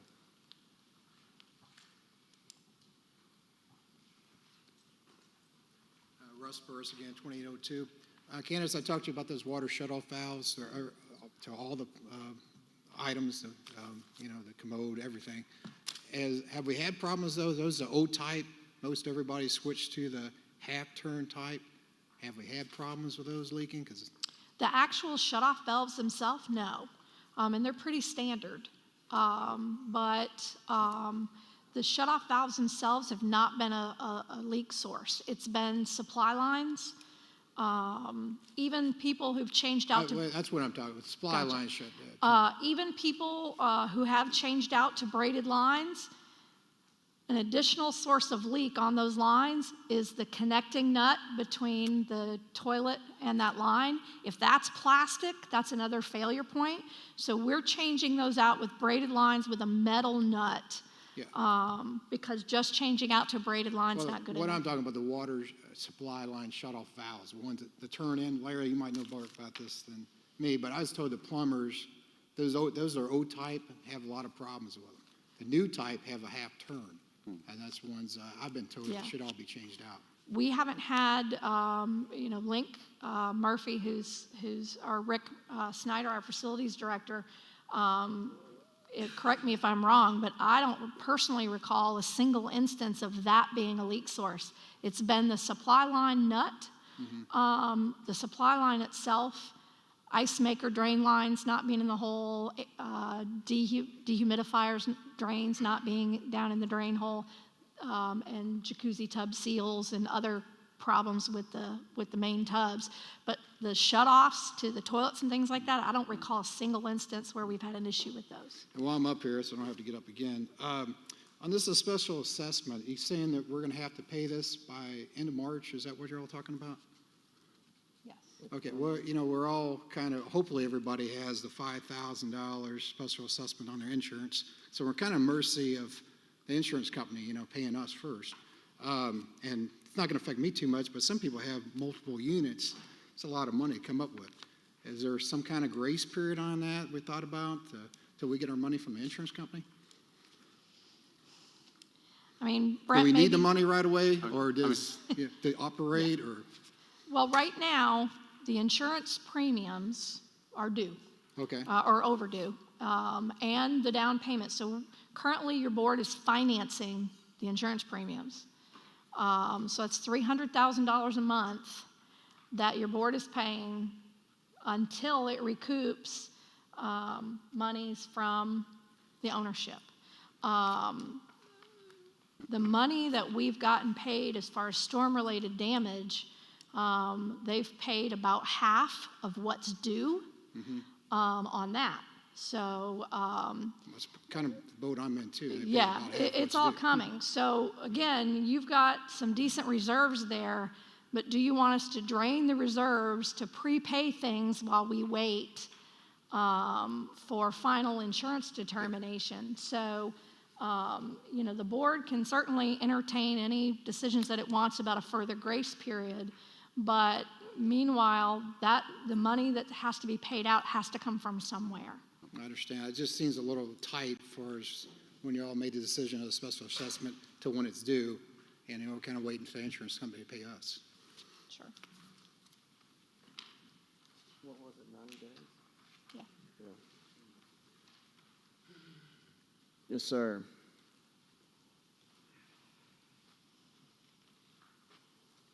I'm Charles Carson, C2204.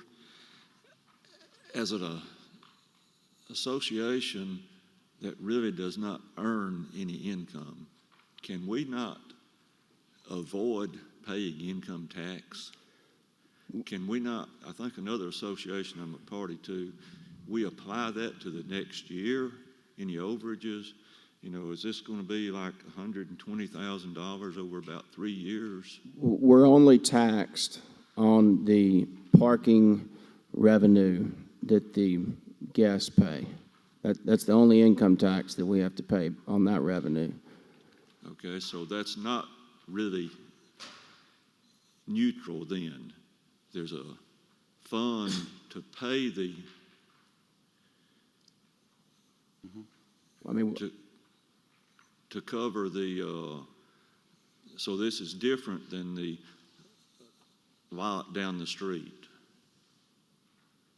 no, sir, there's parking revenue that's generated from the lot down the street, but probably the bigger source of parking revenue is the guest registration fees. Okay, I don't rent my unit, so I don't.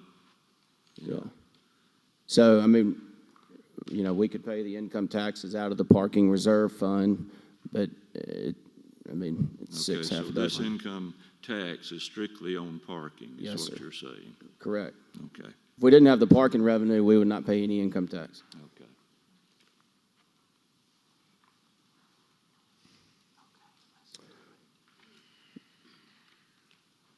So, is there are we to the point where somebody would like to make a motion to approve the 2021 budget?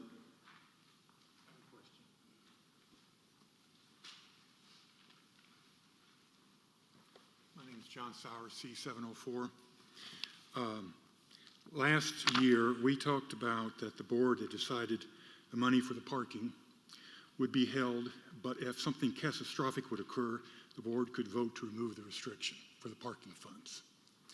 I would consider this being catastrophic. We have low income in 2020, very high expenses. I'd like to wonder if the board would consider taking the parking funds and applying it towards the assessment. I'd like to make a motion.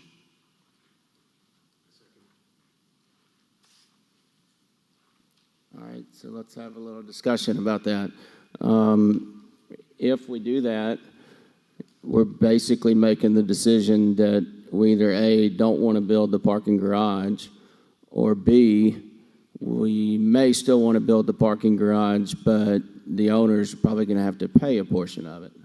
You know, what we were trying to do was build up the parking reserve to an amount that was sufficient to offset some of the costs to build the garage, so that those parking revenues that we were just talking about were sufficient to pay the debt service, so that the guest, in essence, would pay for the parking garage. So if we use the funds that are in the parking reserve fund, we would be deciding here today to basically scrap the idea of, I'm sorry? Or postpone, yeah, sure. Sure. I think you have to remember, too, that we have a clock ticking with the city that they are not going to let us keep that east lot much longer. You're going to be without that lot in another year? Is that No, right? just come after this summer. 2 years, yeah. So this will be the last summer that we have the east lot. Right. And they've indicated that they're not going to extend it. Well, if we start construction of the garage, they will extend it. The city will be more lenient with us if we get something going. But right now, they're hearing talk and not seeing.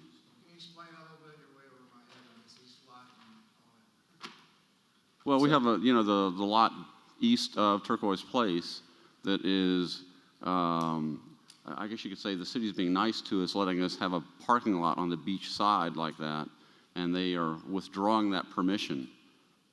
So, and that was the original agreement. Yeah, I mean, they've already extended it once. Right.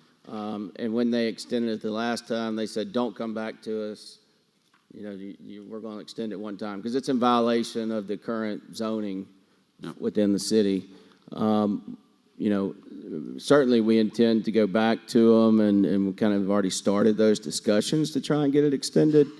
But whereas before I felt optimistic we'd be able to get the extension, I'm not sure that we will, because they made it very clear last time, we don't want to see you in here again asking for another extension. And guys, what that would boil down to, if we lose that east lot, for every single owner here, whether you rent or not, is you will have use of your second space upon availability, first come, first serve. Thanksgiving, July 4th, your only other option will be everybody will have to park down at the church lot 2.5 miles away. But the garage will not hold everybody. It just won't. Third vehicles would not be permitted on property. Those are the two options that you have. That's it. That's all there is.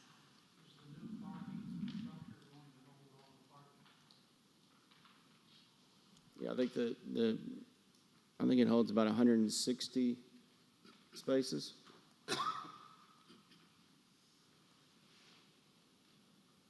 So, what is the total cost of the new estimate for the new parking garage? oh gosh, what was it, Gene? $11-12 million total. That's all in.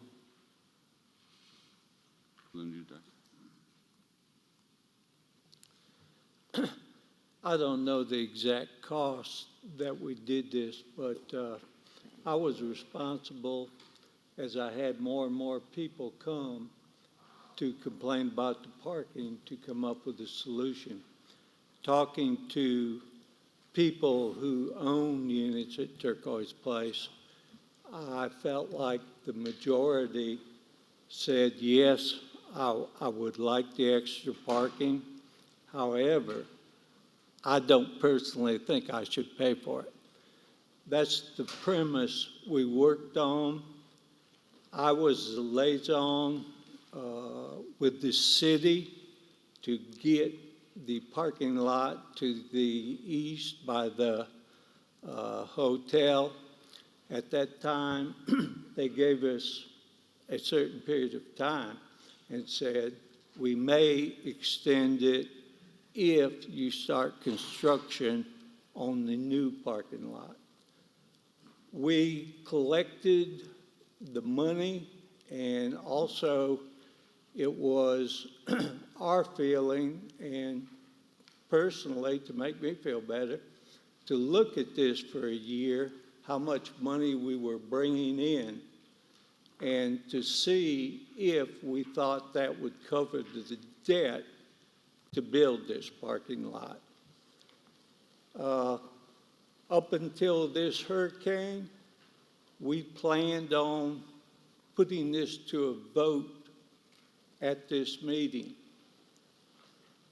The board and myself, we are at the point, even though we've done this footwork with the city, these lots really where we're going to build the proposed parking lot is not zoned for that.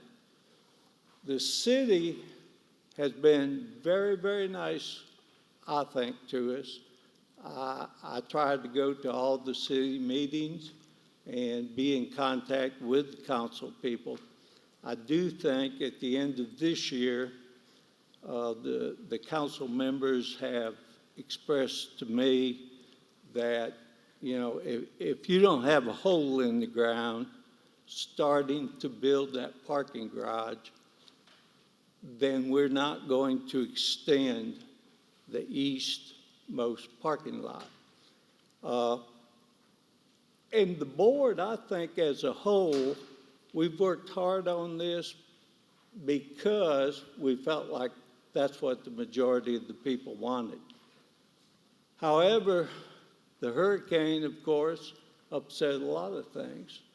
And so we as a board talked about what are we going to do? We've got these big assessments coming up, and we were going to tell you today, this was before the hurricane, we were going to tell you today, yes, we can show you it's going to be self-supportive, and the debt will pay for itself. After the hurricane, I think everybody had stepped back and say, what if this happens again? What if this happens next year, in 5 years? Will it still support itself? We don't know. And at last year's, I think it was last year's meeting, it may be the fellow who just talked, it was asked, if we didn't build the garage, could that money be used for something else? And the answer is yes, it could be. And the board is not hell-bent on building this garage.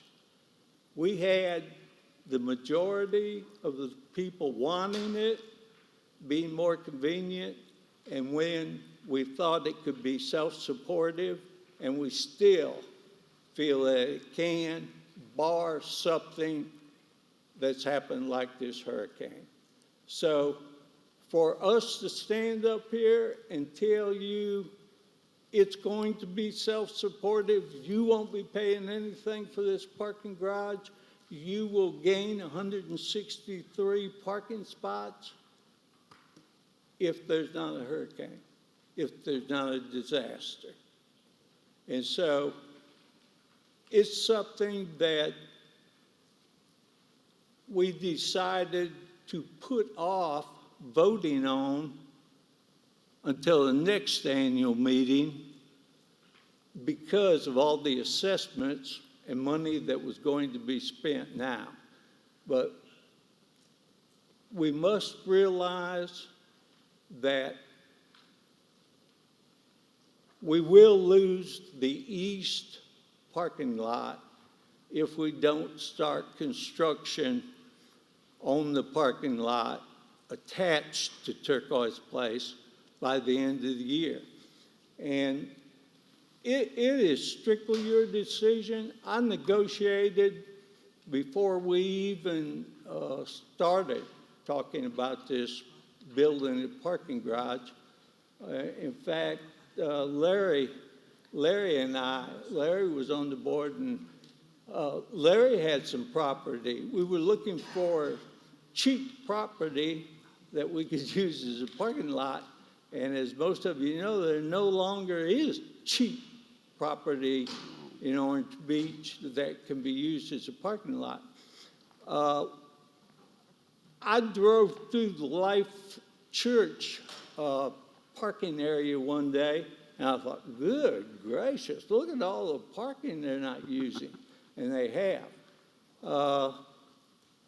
I went back on a Sunday. I thought, let me check and see when they have Sunday service how much parking's left over. It was a lot. I negotiated. I got in contact. I don't belong to that church, but I got in contact with the leader of the church, and I asked him, what would you think about letting us use 200 parking spaces, and we'll pay you $10,000 a year? He was more than happy. That was the initial thing. We then agreed that after the first year, to see how it worked, we would go up to $15,000 a year. That's where we're at now. If you don't want to build a parking garage, if you don't think that it will increase rentals, that as you have friends over, if you're an owner and do not have rentals but have more than 2 cars, do you feel that it's going to be rough on you to have your friends park a mile away? It's on Canal Road. When you get down 161, turn left, it's about a half mile on your left. We got a shuttle bus and ran between Turquoise Place and that, and this happened before we were able to get the east parking lot. So that's where we're at now. I certainly think that it's a choice that owners need to make. I'm not glad there was a hurricane, but I am glad that we know what the repercussions can be if there's a hurricane. Once we start digging a hole in the ground, we got to start paying that debt. If there's another hurricane and we have to pay all these deductibles and things. If everything goes along great, we'll have a nice new attached parking garage. If everything goes sideways, like Hurricane Sally, we won't. So that's my take on the parking. The most, if you take away the east lot, then it becomes a major issue in the summer. There's no guarantee that you'll be able to park your second car in the towers, much less third. So there's no guarantee that you'll have the second space. Right now, we don't feel it as much because we have the east lot. So I'm kind of like Gene. I'm to the point where we can build it. We don't have to build it. This is not a board, strong arm trying to push this onto the owners. But I do have grave concern about the extreme limited amount of parking when you take the east lot away during the summertime. Just something that everybody should think about and consider. Yes, sir. My name is Vince McAleer, and My wife Frances and I own 2704C. We have been here, 2 days ago was our 10th anniversary of owning a condo here. I think we were about the 20th unit. As I said, 2704C, for months, there was nobody within 10 floors of us. It was really nice back then. Unfortunately, things change. You know, even back then, there was a time when people thought that the building maybe should have not been even a rental building. Or maybe you heard conversations about, well, maybe so many floors wouldn't be rented. I think Larry Wireman said numerous times, he goes, can't believe people will pay what they pay each week. My wife and I are very blessed. We own a place, we live in Birmingham, we do not rent. I don't like paying any more than I have to. I don't like the $40 if I have somebody in my family that's not my son or daughter or maybe my parents. But we don't have a lot of people that come down here. But as somebody that's been here 10 years, we need the parking deck. The $850,000 or so that's currently in that account, it works out to be a couple of thousand. It's going to cut off this year. But next year, if it's 5% versus 1%, are we looking at a $35,000 deductible for a 3-bedroom unit?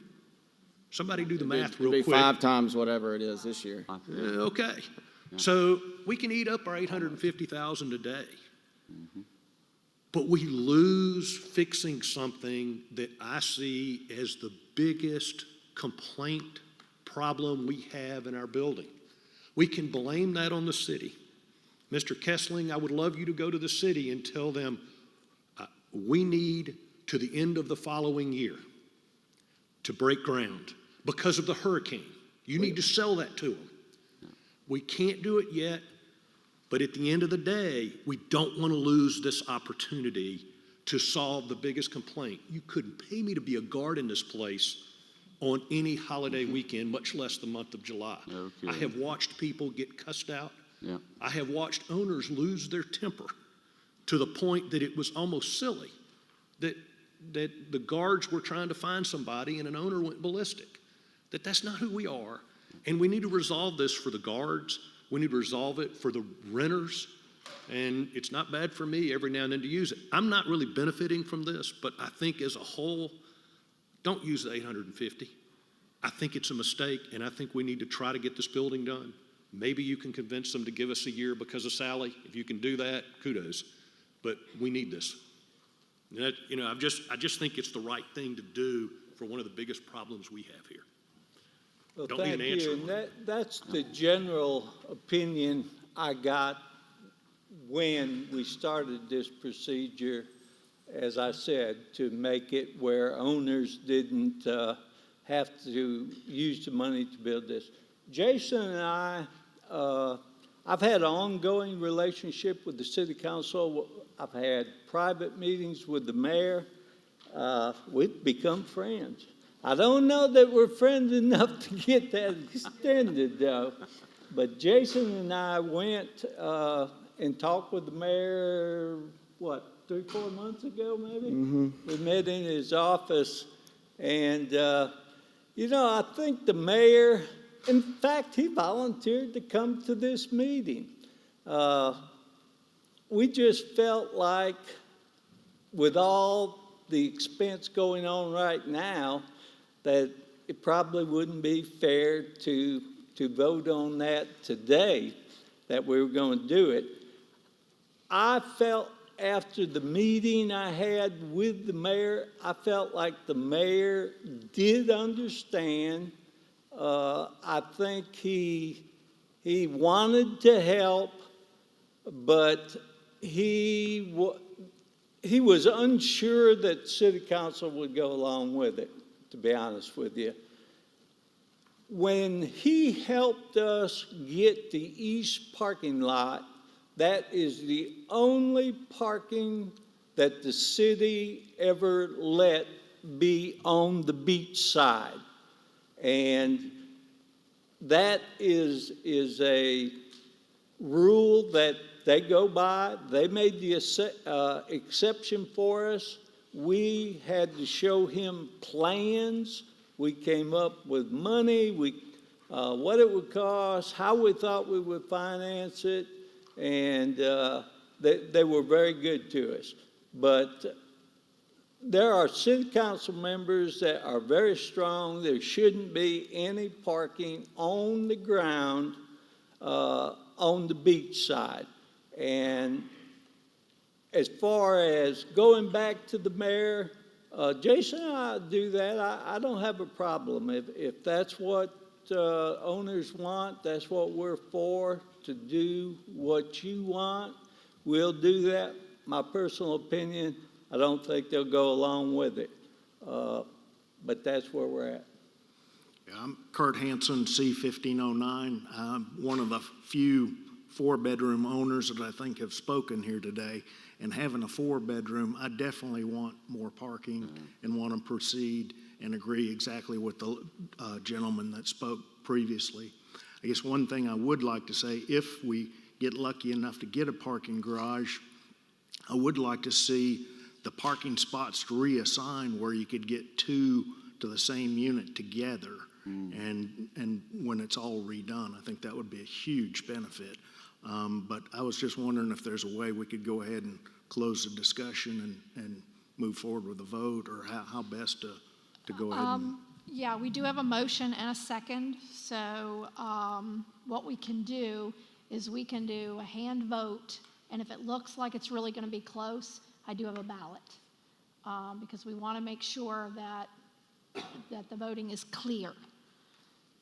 Candace, is Daniel left? He had to step out for a minute. He'll be back as quickly as he can. Okay.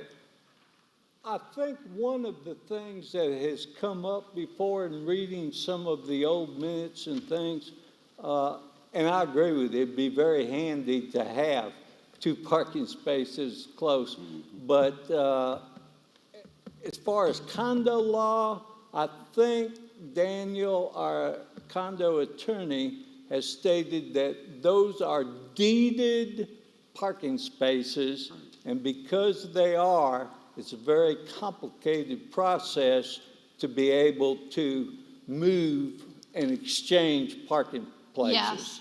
The unnumbered spaces are collectively one deed as limited common element, and your individual spaces run appertaining to your unit. So the unnumbered spaces are not individual like your numbered spaces. So I believe, if I remember correctly, and we will get this verified and post this information for everyone, but I believe it would take the ownership, 66 2/3 of all owners would have to agree to divide that up. And I don't have 66 2/3 owners represented here, much less you all agreeing. So it is a challenge because it would have to be a change made to the condo documents. But that is something I'll follow up with Daniel on. Yeah, so June and July generate the highest amount of parking revenue as expected. And based off the projections that we had with the new part of the parking plan that we put in place this year, the actual revenues in June and July were higher than what we projected, right? Which is a good thing. That means that the model will work in a full year if there's no COVID where it shuts everything down and there's no storm, right? In a normal year. So, I do feel strongly that a year from now, when we're meeting and we have all the detailed numbers and renderings and an extensive discussion, and we all take a vote and decide whether or not to build the parking deck is the right decision.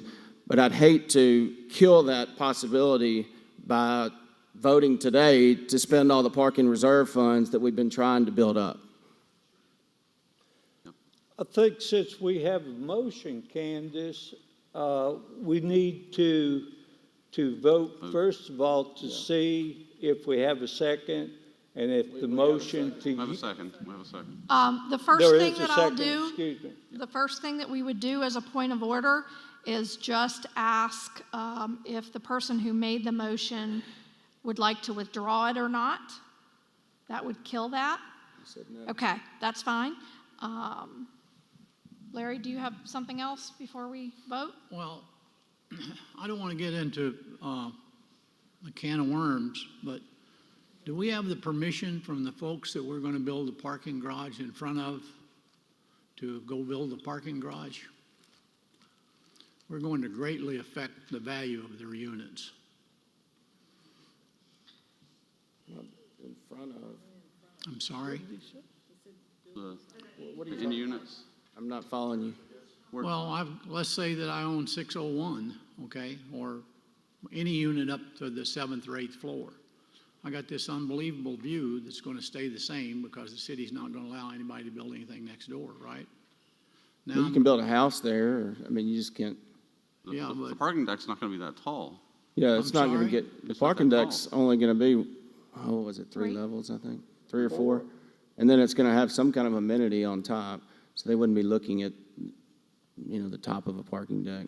Okay. But I mean, Just I think that's the discussion for next year. I think, I agree. But if we're talking about it, we should talk about all the downsides and all the upsides. We're talking about $7,500, $100,000 a unit for parking spaces. Maybe that's cheap, but it's a big issue. I agree. well, there's land costs, there's soft costs. Well, yeah, I understand. It could go up, right? Well, I think the 12 million was the all-in cost, but, I mean, I really wasn't prepared to get in the details of the parking deck today. Jason, I wasn't going to say anything, but everybody's talking about it, so I thought No, I no, should no, say something. yeah, no, I'm with you. I'm not trying to argue. Yeah. So let's do a hand vote. Is that the right protocol here? Yes, we'll start with a hand vote.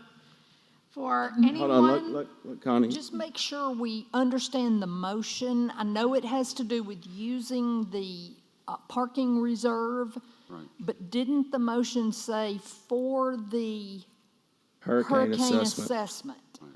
So that does raise one other question to me. If that were to pass, then the hurricane assessment would not be as much. I don't know the numbers, but does that mean that those of us who have hurricane assessment coverage in our insurance policy, we simply wouldn't have that covered?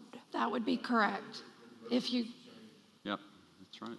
But the motion did, Cover the additional insurance. switch it, so now your motion is switching it to cover the insurance assessment rather than the hurricane assessment. Okay, but I think he said the hurricane assessment. right. For insurance, okay. So the motion is to use the parking reserve funds for the insurance premium assessment. Is that correct? Okay. All those in favor of doing that, please raise your hands. Opposed? The motion is denied. I think now we can accept a motion to retain the money that we have and continue to accrue money for the parking garage. I don't think you need a motion for that because you don't have, nothing's passed to divert those funds.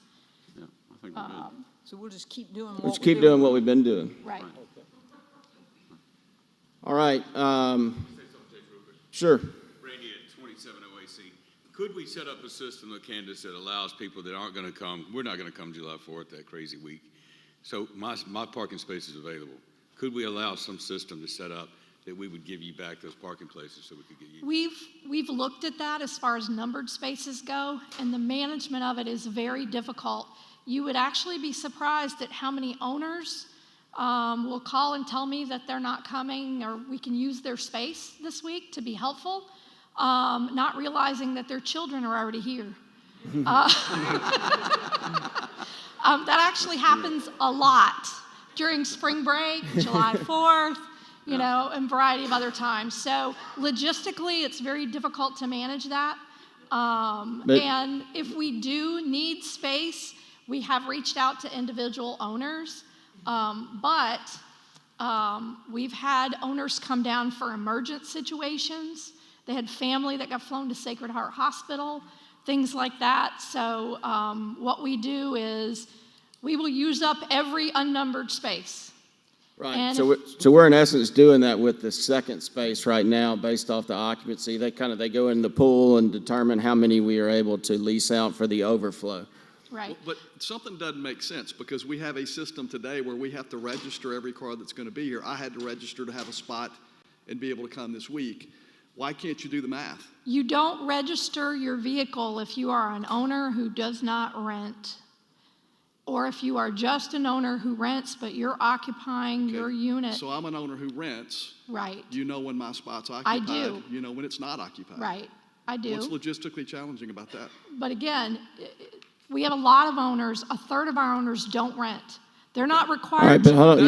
That means 2/3 of the units, you know exactly when they're occupied Right. and when they're not. So what's, right. who said it was logistically challenging? Candace. No, I said it's logistically challenging for owners to call me and say. No. I'm not suggesting we call you. I'm suggesting look at the system you've got. We do. That tells you who's here and who's not of the 2/3 that we, rent. We do, and we do a physical parking count in addition, because some people use their second space, some people do not. So we physically, every day at 4 o'clock in the morning, do a physical count. We match that against departures and arrivals. So if I have 20 people departing and 30 people arriving, I can't use up my 10 extra spaces because I'm going to need them in 4 hours. So we have a pretty good system in place. But 1/3 of all my owners don't have to tell me when they're coming.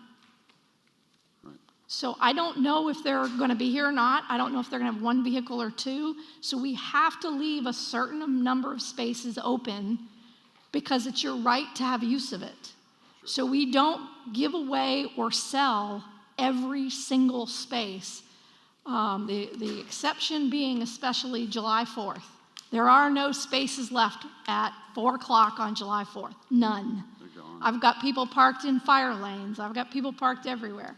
But we have a good system. We utilize every available space that we're aware of. But I don't have the right to take away every single space for 1/3 of my owners that have. I can't require them to tell me whether they're going to be on property or not. Yeah, no. I'm just saying I think it's possible. I'm not sure we've looked at it hard enough for 2/3 of the people that do rent. And I would, I know we've already voted on this, but just my point of view on the parking. I think we all, as owners, gain value. It's going to make the property more valuable if we have that added space. Yep. And as 1/400th of the owner of the common property, that adds to my value. It gives me something to sell at a future date that's going to be worth more than what I paid for it.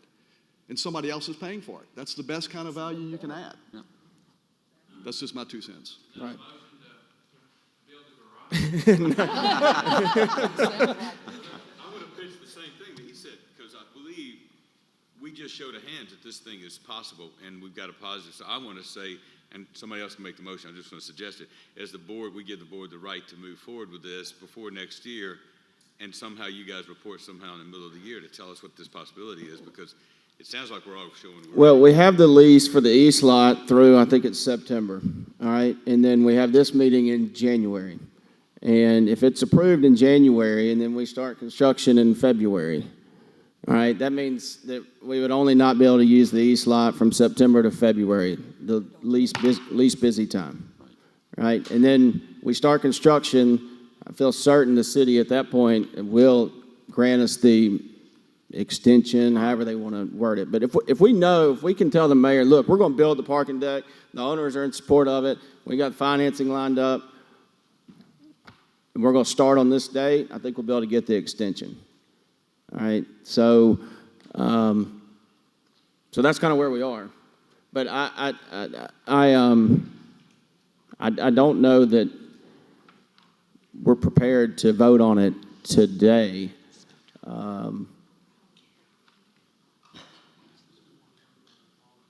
Yeah, I mean, we need everybody to have all the information. Want to see the design of the garage and what it's going to look like and how. Even if someone made a motion today to go ahead and build the garage, we actually couldn't entertain that motion because has to be an owner-approved item, and it was not warned at this meeting as a topic. Yeah. Amy King, Unit 1804C. And I've had COVID, so maybe my brain's a little muddled. But I maybe have missed it. But who? What happens if we, hypothetically, if the owners should say, we don't want to build a garage? Right. No Then- garage. So what happens to that property? Who owns that and what will become of that? We don't know. Spectrum owns the property. We haven't bought Right. the property. Right, we haven't bought We it. have, the association has not bought it. We put it under option and didn't require the association to put up any money. They have the right to exercise the option if they want to. At agreed price. But in reality, what will happen, if we lose the east lot, it'll just be a matter of time before we're talking about building a garage. Because there will be so much frustration because of the lack of parking, we're just going to push it down the road by a couple of years.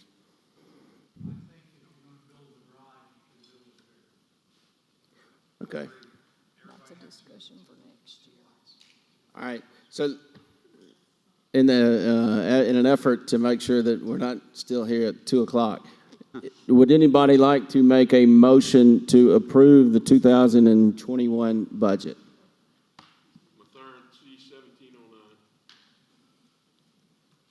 Is there a second?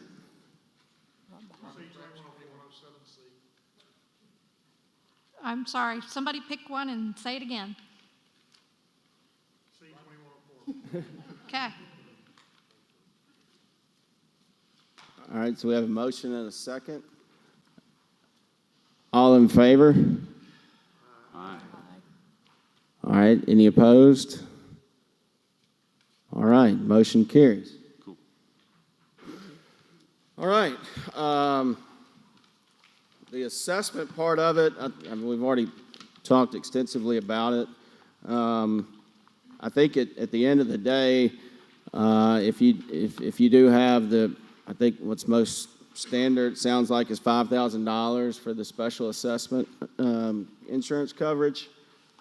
I mean, you're really looking at less than $4,000 in assessment net, right?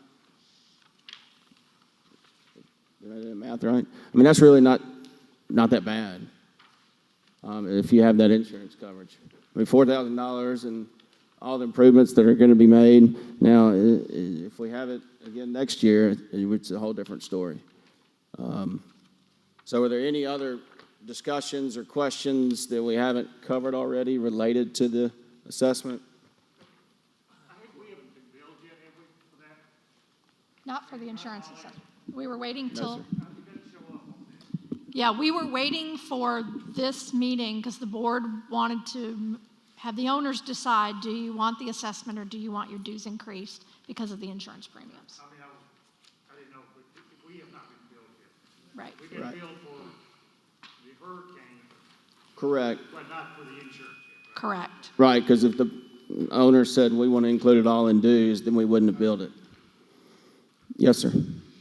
John Sugars, 1901C, and a couple other units, 1405, 707.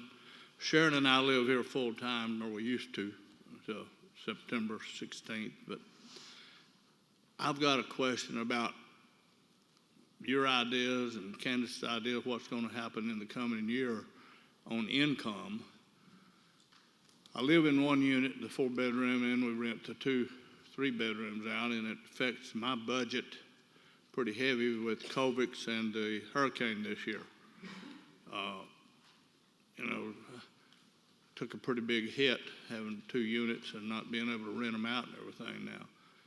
So are you anticipating going up on Spectrum's rent? Y'all kind of set the guidelines, I think, on what we get to charge through other companies,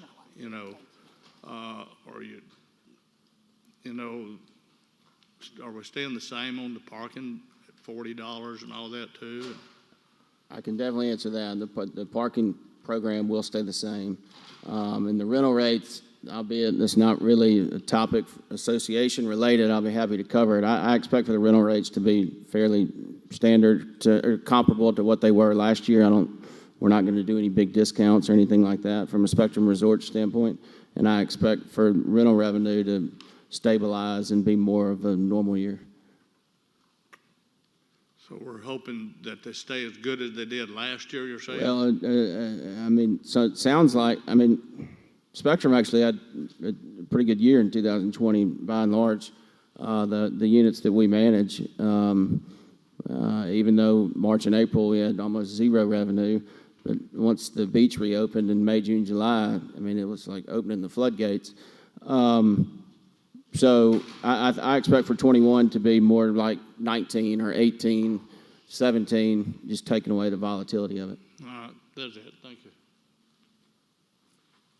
All right, are there any other questions about the assessment and the structure that we proposed? If not, can I have a motion to approve the insurance assessment?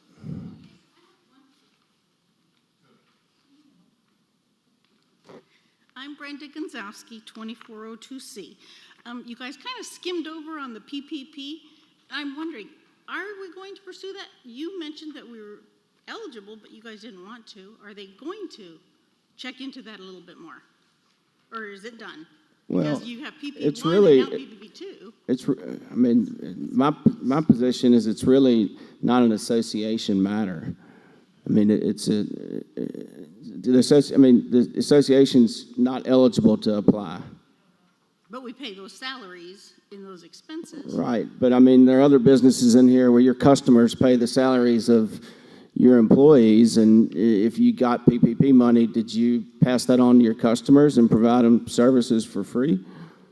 I do pass on stuff to my customers, but that's different. But you understand what I'm saying? Yeah, I do. But it's really a moot point because we didn't apply for it, and I But didn't. you still can apply for it. But Well, you not said- necessarily.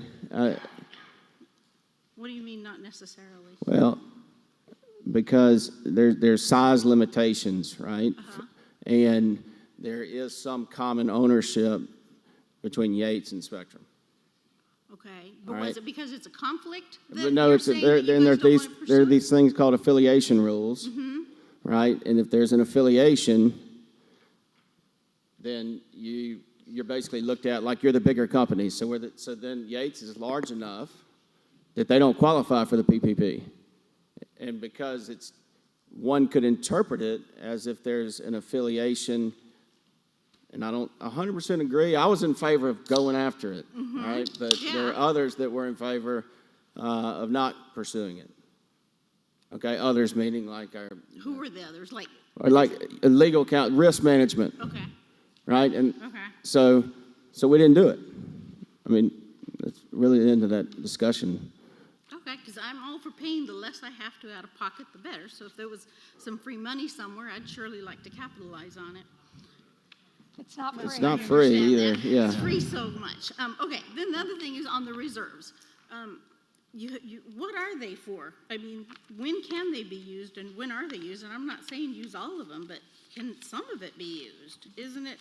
We had COVID and we already, pandemic and we have the hurricane, and it's like the capital reserve fund is used for large-scale repairs or replacement of assets owned by the association. So when do you use it? We used several $100,000 of it this year to make. Okay, so it is being used. Right. Oh yeah. Yeah. Okay, because I was like, otherwise, how much more of a catastrophic situation do you need?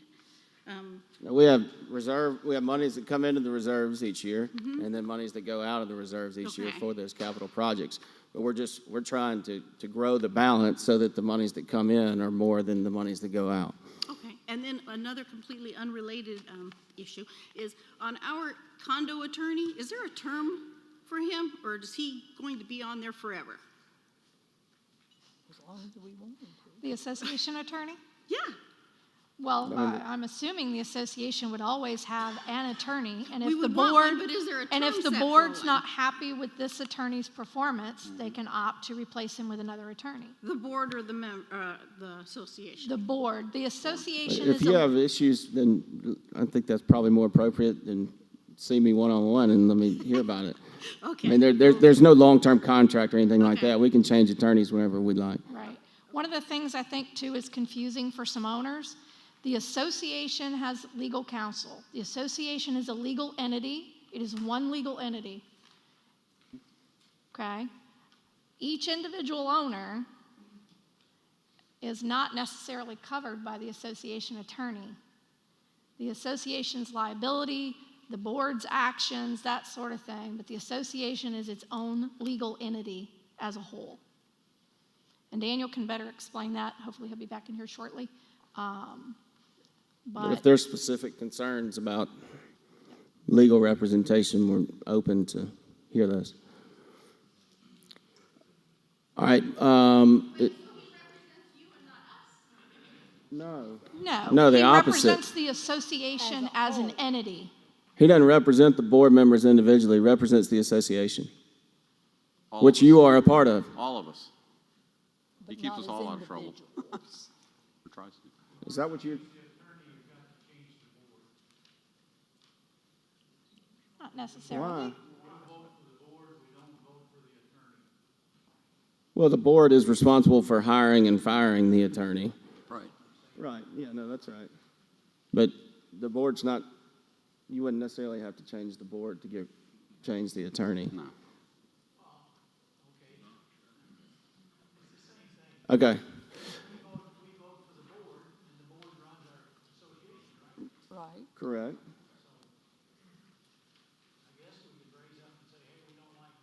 Right. And why? I mean, is there something you don't like about him? No, Larry's okay with him. It sounds like Brenda's got an issue. He's done a pretty good job. Yeah, he represents most of the associations down here. Yeah. Yeah. Yeah, we need to Let's move on. We were trying to get the assessment and get that approved. Well, no, it hadn't gotten approved. So, did we have a motion? We do. Do we have a second?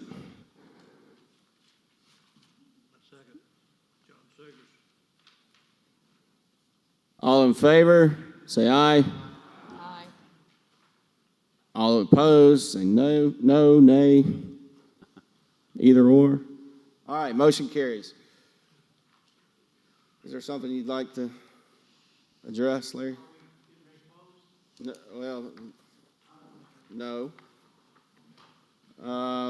So let's go through this formality that we have to do every year. The adoption of a resolution directing excess member income to be applied to the following year's assessments in accordance with the Internal Revenue Service Revenue Ruling 70-604.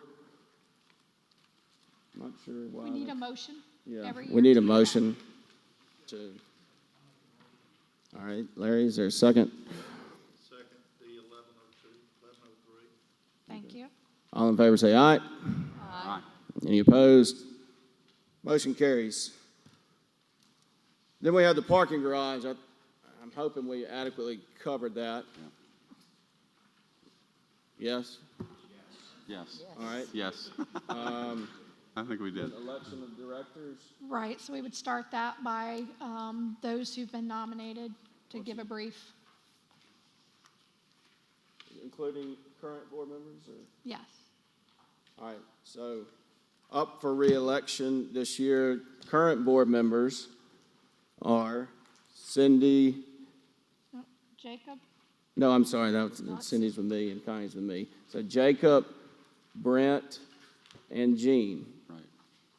Right, and then we have one open spot, because Bob Williams, Bob Children. Bob Childry, I knew that, yeah. Trying to add another way. And Bob Childry sold his unit, so once he sold his unit, obviously couldn't serve on the board any longer, so there's one open spot. So we have 3 board members that are willing to run again, and then we have, I believe, 2 individuals, 2 owners that have expressed an interest in running as well. Do we need to take nominations from the floor? We do. Would anyone like to nominate another owner? Make sure that they're willing to do it before you nominate them, please. Or themselves. Or themselves. You can nominate yourselves. All right, seeing there are no additional nominations, we will give, we'll start, how do you want to do it? Start with Jacob. Yep.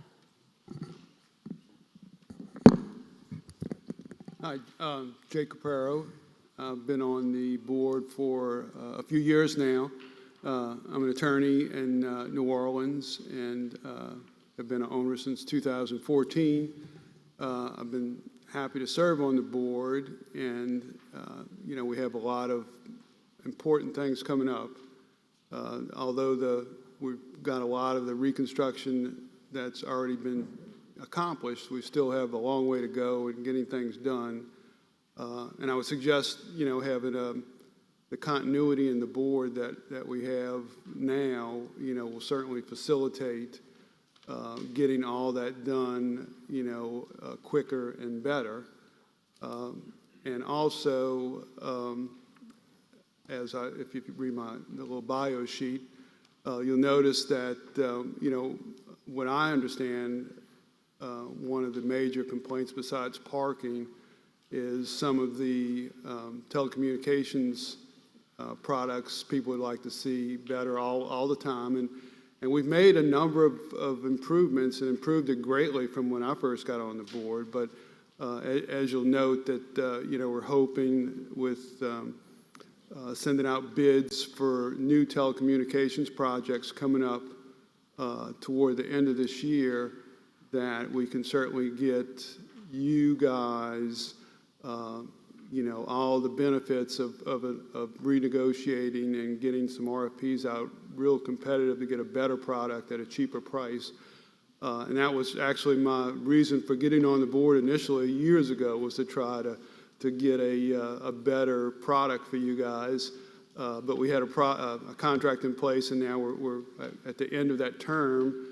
And we're going to be able to solicit bids from everybody to try to get the best product at the cheapest price for you guys. And I'd certainly like to, as I said when I ran the first time, I'd like to be involved with that and get that done for you guys. It's been a pleasure being on the board, and I certainly hope that you'll continue to have me on the board for you. All right, Jean? I think I've pretty well said, talked too much. I've been on the board 6 years. As I say, I live in Orange Beach. I own several condominiums, several houses here in Orange Beach, several in Tuscaloosa. I'm very familiar with condos, rentals, selling, and what goes on in a condominium. I think one of my most important things is the relationship with the city, trying to get what will benefit Turquoise Place. I'm going, if reelected, I will continue to do that. I appreciate you. Thank you. All right, Brent? Okay. Yeah, my name is Brent Williams, and Madge is my wife. We've been at Turquoise Place now for 4 years. I've enjoyed very much this year serving. I took the spot from Becky, who sold her unit and left, and so learned a lot. Again, probably one of the most important things I bring to the board is that I'm on site every day, working to identify things that need improvement or need repair or whatever the case might be, and bringing that to the appropriate individuals and getting it done. Turquoise is a great place, and we want to make it better, all the time better. And so I hope you'll choose to vote for me. Thank you. All right. And then we've got 2 owners that currently do not serve on the board that are interested in serving on the board. Randy Rhodes is one, and then Lester Boheme. Either one, whoever.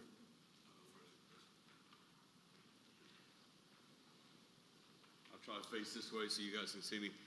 Randy Rhodes, we have 2708C. Been on the board at Sea Chase down the road for a number of years. We've been an owner here for about 7 years.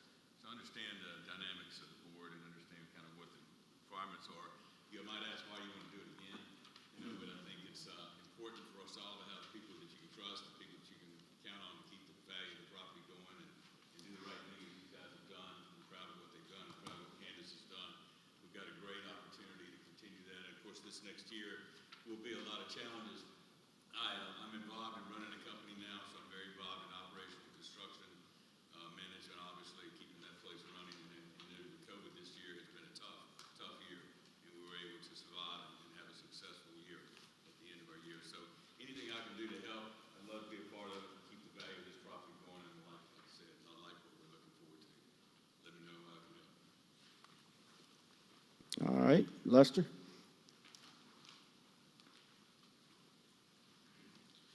Hi, Lester Boyne.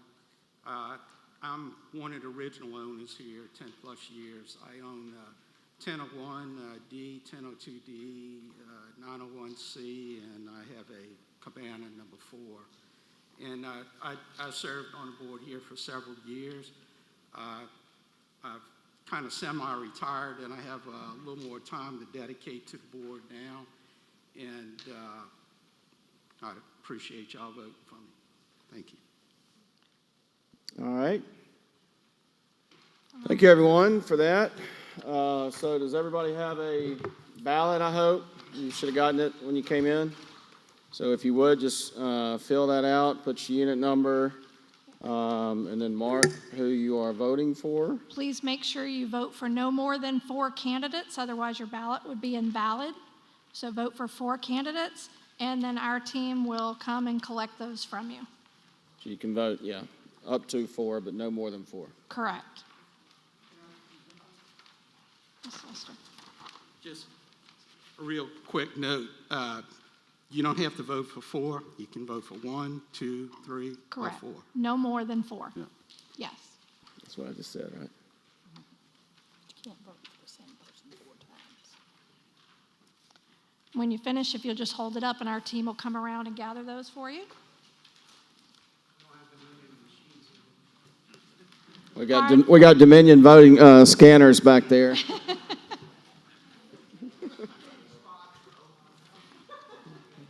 We're gonna stop. We're gonna stop counting about halfway through though. Yeah.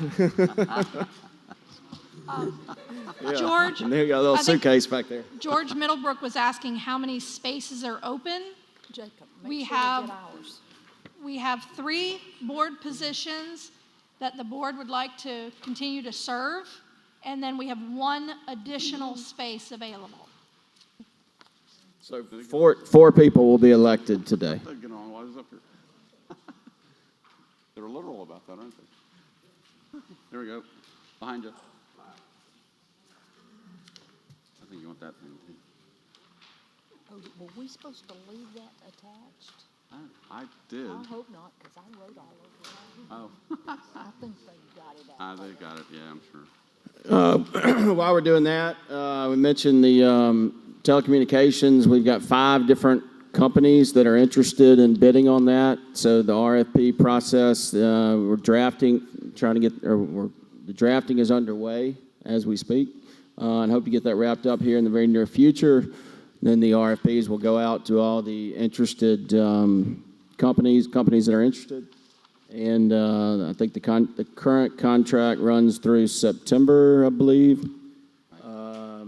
So, we will, the new provider that comes in, assuming there is a new provider, will be on site prior to the expiration of the contract, so it'll be a seamless transition.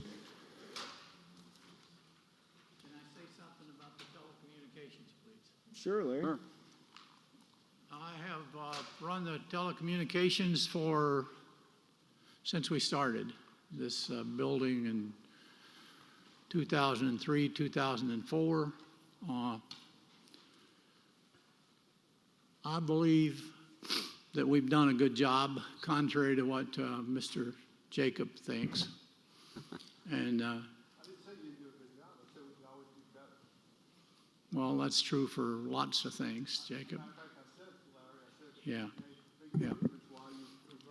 Well, no, it's improved since we've been in here, but I think, everybody always wants better. We should always strive for better, and hopefully that's what we'll get, whether it's you or somebody else. Well, I asked for numerous meetings, I think Candace can confirm that, with the board to discuss telecommunications. And I was told that we didn't need a meeting, okay? So anyway, I really appreciate everybody letting me serve them, and I consider it a privilege to serve and try to do a good job. And I think that we have done a fantastic job. As a matter of fact, we have a letter of accommodation from your attorney that says it's really the new way to do telecommunications. I provided the highest speeds. I have provided the most bandwidth. You currently have 2 gigs. We've got 10 gigs that I was putting in, but I've got it in at Creve, but I don't have it here now. But we have unlimited sources. We must be pretty good because we just sold Harbor Communications to C Spire. So anyway, I don't want to stand up here and complain. You guys have chosen to move on. I think it's a slap in the face that I wasn't even considered as far as quoting the new business or new thing. It ain't gone out yet, Larry. All we've done, let me just address what you're not saying. Yeah, The I'm current not going to get into an argument with an attorney, Jacob. You guys, right? I wouldn't argue with a multimillionaire developer either. I'm not a multimillionaire. But let me just tell you that the current contract had an automatic renewal provision. The only thing the board has done is elected not to exercise the automatic renewal and to go ahead and get bids to see if we can get a better product, and whether it's you or anybody else. I don't think anybody, the owners have been very clear that they want stuff bid out as often as they can, as many times as they can, to as many people as they can. Doing an automatic renewal of the contract does none of that. Okay. So that's why we did it. Nothing personal. Okay. We love you. It's not it. It's just we represent the owners, and we're not going to do automatic renewals if we don't have to. All right. So why didn't we bid out the management or the remediation contractor? Why didn't we bid that out like we bid everything out? So you want the buildings to sit there and let the water and the mold grow while we bid it out? I'm sorry, Jason. I'm having a hard time hearing you. I mean, there's certain things that, are you really asking why didn't we bid out the mitigation? Like, did you want the mold to sit there and grow while we sent bids to mitigation companies? No, I wanted you not to pick your father-in-law 3 years ago or 4 years ago to come and do the remediation so they would give us all a fair chance at cutting the prices down. Okay. Anyway, let's talk about the communications. We're over here, we do all of the closed circuit stuff. We're over here day and night. We come to your guards when they can't get their screens to work.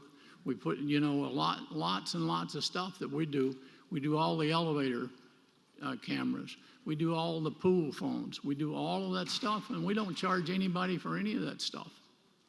Okay? So anyway, I think you're being dishonest when you say that you haven't picked anybody, because I know that White Sky is telling people that they have the job. Well, that's True. Well, I'm just okay. Okay. Well, don't accuse us of being dishonest when you're just wrong. I don't mean to say dishonest. I mean, I don't mean you're dishonest. We want the best for the ownership, which includes us. Is White Sky one of the 5? Absolutely. Absolutely they are. Can bid. But, I mean, nothing's been awarded. We're going to award based off of the best product at the best price. Absolutely. It's a level That's what it playing comes field. down to. Anybody can do it. Okay, well, then I'll probably be here another 20, 30 years if that's the case. Well, if you can, all right. Okay. if you can do it, All right. you can do it. Yeah, that'll be great. All If you got the right. best product, the best price, then you will. Okay. Go for it. Well, but okay. Thank you all. Thank everybody for all the nights that we've come and you guys have been good to us. So we appreciate you. Thank you very much. That's it. Thanks. Thanks. You guys, I want to say something about this. I know pass is a pass on this internet stuff. We own since February, my wife and I. And I didn't like the TV system before. I paid Larry to upgrade mine to the Hopper. Love it. All the renters love it. Internet's been great. When I call and have a problem, they're there to fix it. I tip the guys sometimes, and I think they're really good. Now, what y'all had the problem in the past, I don't know, but I set a motion us to vote on that as owners before you guys select somebody to do our telecommunications, because I like what I have. If anyone wants to second it, I appreciate it.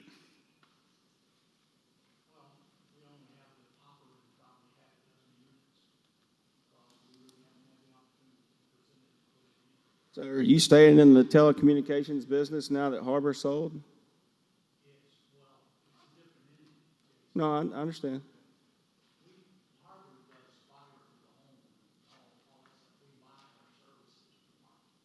Okay. All right. Is there any other business that anybody would like to appropriately bring before the association? If what's okay?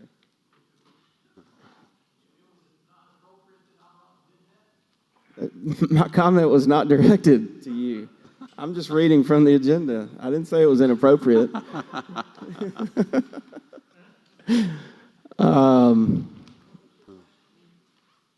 If there's any additional business. Mike Tracy, 1103 and 1203. First of all, I'd like to thank the board and Spectrum for doing a fabulous job through this catastrophe. Round of applause. Yeah. We all appreciate it very much. You've done a great job. My wife and I bought at Turquoise this past year. We had been at the Beach Club for 13 years prior to that, so we know the area. We're very fortunate. Our family uses it a lot. We have 3 daughters and 7 grandkids, and that's why we wanted to come here. But there is one problem I just want to bring to the attention of the board to handle as you see fit. We're owners. We're very fortunate, and our kids use it more than we do. But this is a problem that's occurring all up and down this coast here, and it's renters coming in here. And I'll give you a specific example. My wife and I were here last fall, and there were some young people rented the unit next door to us. I counted 8 people in a 3-bedroom, which is fine. But I think they were all probably 19 and 20 years old. So they camped out there to drink and party. And I called security about lunchtime because I couldn't even hear the news on the TV. I wanted to watch the news while I ate lunch. The music was so loud. I called security. They said, well, I'm sorry, there's nothing we can do. Our quiet time is between 10 at night and 6 in the morning. So probably 20 minutes later, I walked out to carry the trash down to the trash bin. And one of the girls was sitting in the foyer there eating her lunch. I said, what are you doing out here? Why don't you go inside and eat? She said, it's just too loud in there. I can't stand it. I said, well, you ought to be in my condo. I think the pictures are about to fall off the wall. So she said, oh, let me see what I can do. So she went in. They did turn it down till about 4 o'clock. They fired it back up. And so my wife and I just said, well, this is not fun. We just packed up and drove back to Birmingham. We're retired, so we can do that. But that is a problem all up and down the beach here, and I think the board should consider that and come up with a policy on that and make sure that Spectrum enforces what the board dictates. I know a lot of the condos now are saying there has to be somebody 25 years of age or older in the unit and responsible. I can tell you in that unit, there was nobody 25 years of age. And it's with the COVID, I think it's compounded even more. A lot of these colleges and universities are not having classes, or they're having virtual classes. A lot of high schools were out this last year, so parents let them come down here and party to get them out of the house. We can talk about all of the reasons, but I think it's a problem. I think it's a problem for all the condos, and I just wanted to bring it to your attention. I appreciate if you could consider that. And we do have that policy in place now. That doesn't mean that it never happens because they game the system and have somebody that is 25 or older check in, and then they may go stay at a condo down the street. Right. But if the music is excessively loud, even if it's not during or outside of the quiet time, we can make them turn it down. Yeah, and there's actually something about that in the condo ducts already. And Madge and I, of course, being at Turquoise for 4 years, we've had occasion to call about noisy people. And I want to thank Jason Rodriguez back there. His team does a great job. If you call and explain the situation, they will take care of it. They will. I mean, we've actually had people thrown out of units because of excessive noise. Yeah. They will do it. We do have that policy. We've communicated that policy to all the management companies. Because the association controls the keys for all rental guests, the key desk requires identification when you pick up keys, when you arrive for your reservation, and you have to be 25 or older. The reservation holder has to be 25 or older. If we question that somebody's just renting a unit for some kids and they're going to leave them there, we kind of have a conversation that they're accepting legal and financial responsibility for anything that happens. And I've had a few people that we've had to evict the group who said, well, I was sleeping or I was at the beach. I understand that, but you're responsible for the actions of everybody in the unit. And we do work hard to try and prevent those sorts of things from happening.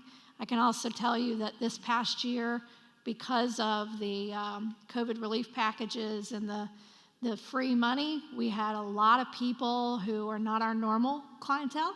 Let's put it that way, and we had some additional challenges with that, and I apologize that unfortunately you experienced that. People use their COVID relief money to come down here. Hi, I'm Ovita Vardell, C1101. I want to brag on our security. You hear this and that and another. I always book my reservation. I'm at my condo for my family the end of July and the first part of August.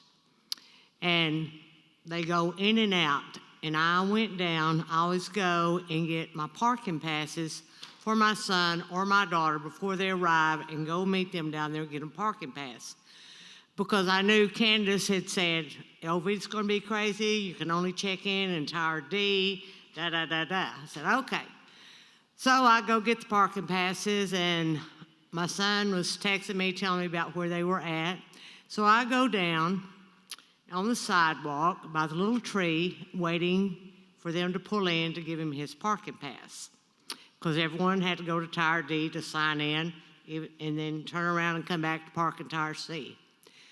My hats go off to the security because they stood there trying to direct traffic, getting screamed at, cussed at, because they couldn't understand the guests, why they had to go to Tower D when they were staying in Tower C. They've always stayed and parked in Tower C. Why do we have to go there? Why can't we go on the other side and park? Well, you can't do that. That is for maintenance vehicles, service trucks. Oh, well, this is ridiculous. Look at the line. I can't believe that. They'd have to go down Tower D, turn around, come back to Tower C. We can't get anywhere. And the security guys were so professional and stood there. We are so sorry, ma'am. We are so sorry, sir. But these are the rules. You cannot come just in Tower C to register to park. Yes, the traffic is bad. We're very sorry. And they just went on. My hats go off to them because they were cussed at, screamed at, and I looked at Kevin and I looked at him and I said, I don't know how you not keep from body slamming that guy because he was so bad. Yeah. And I just want to thank the security because if you weren't here, you may think you know what went on, but you really don't. And I just want to applaud our security bunch because they do a great, great job. Yes, they do. All right. Would someone like to make a motion to adjourn? All right. Seconded. Motion carries. Thank you all. Thank you.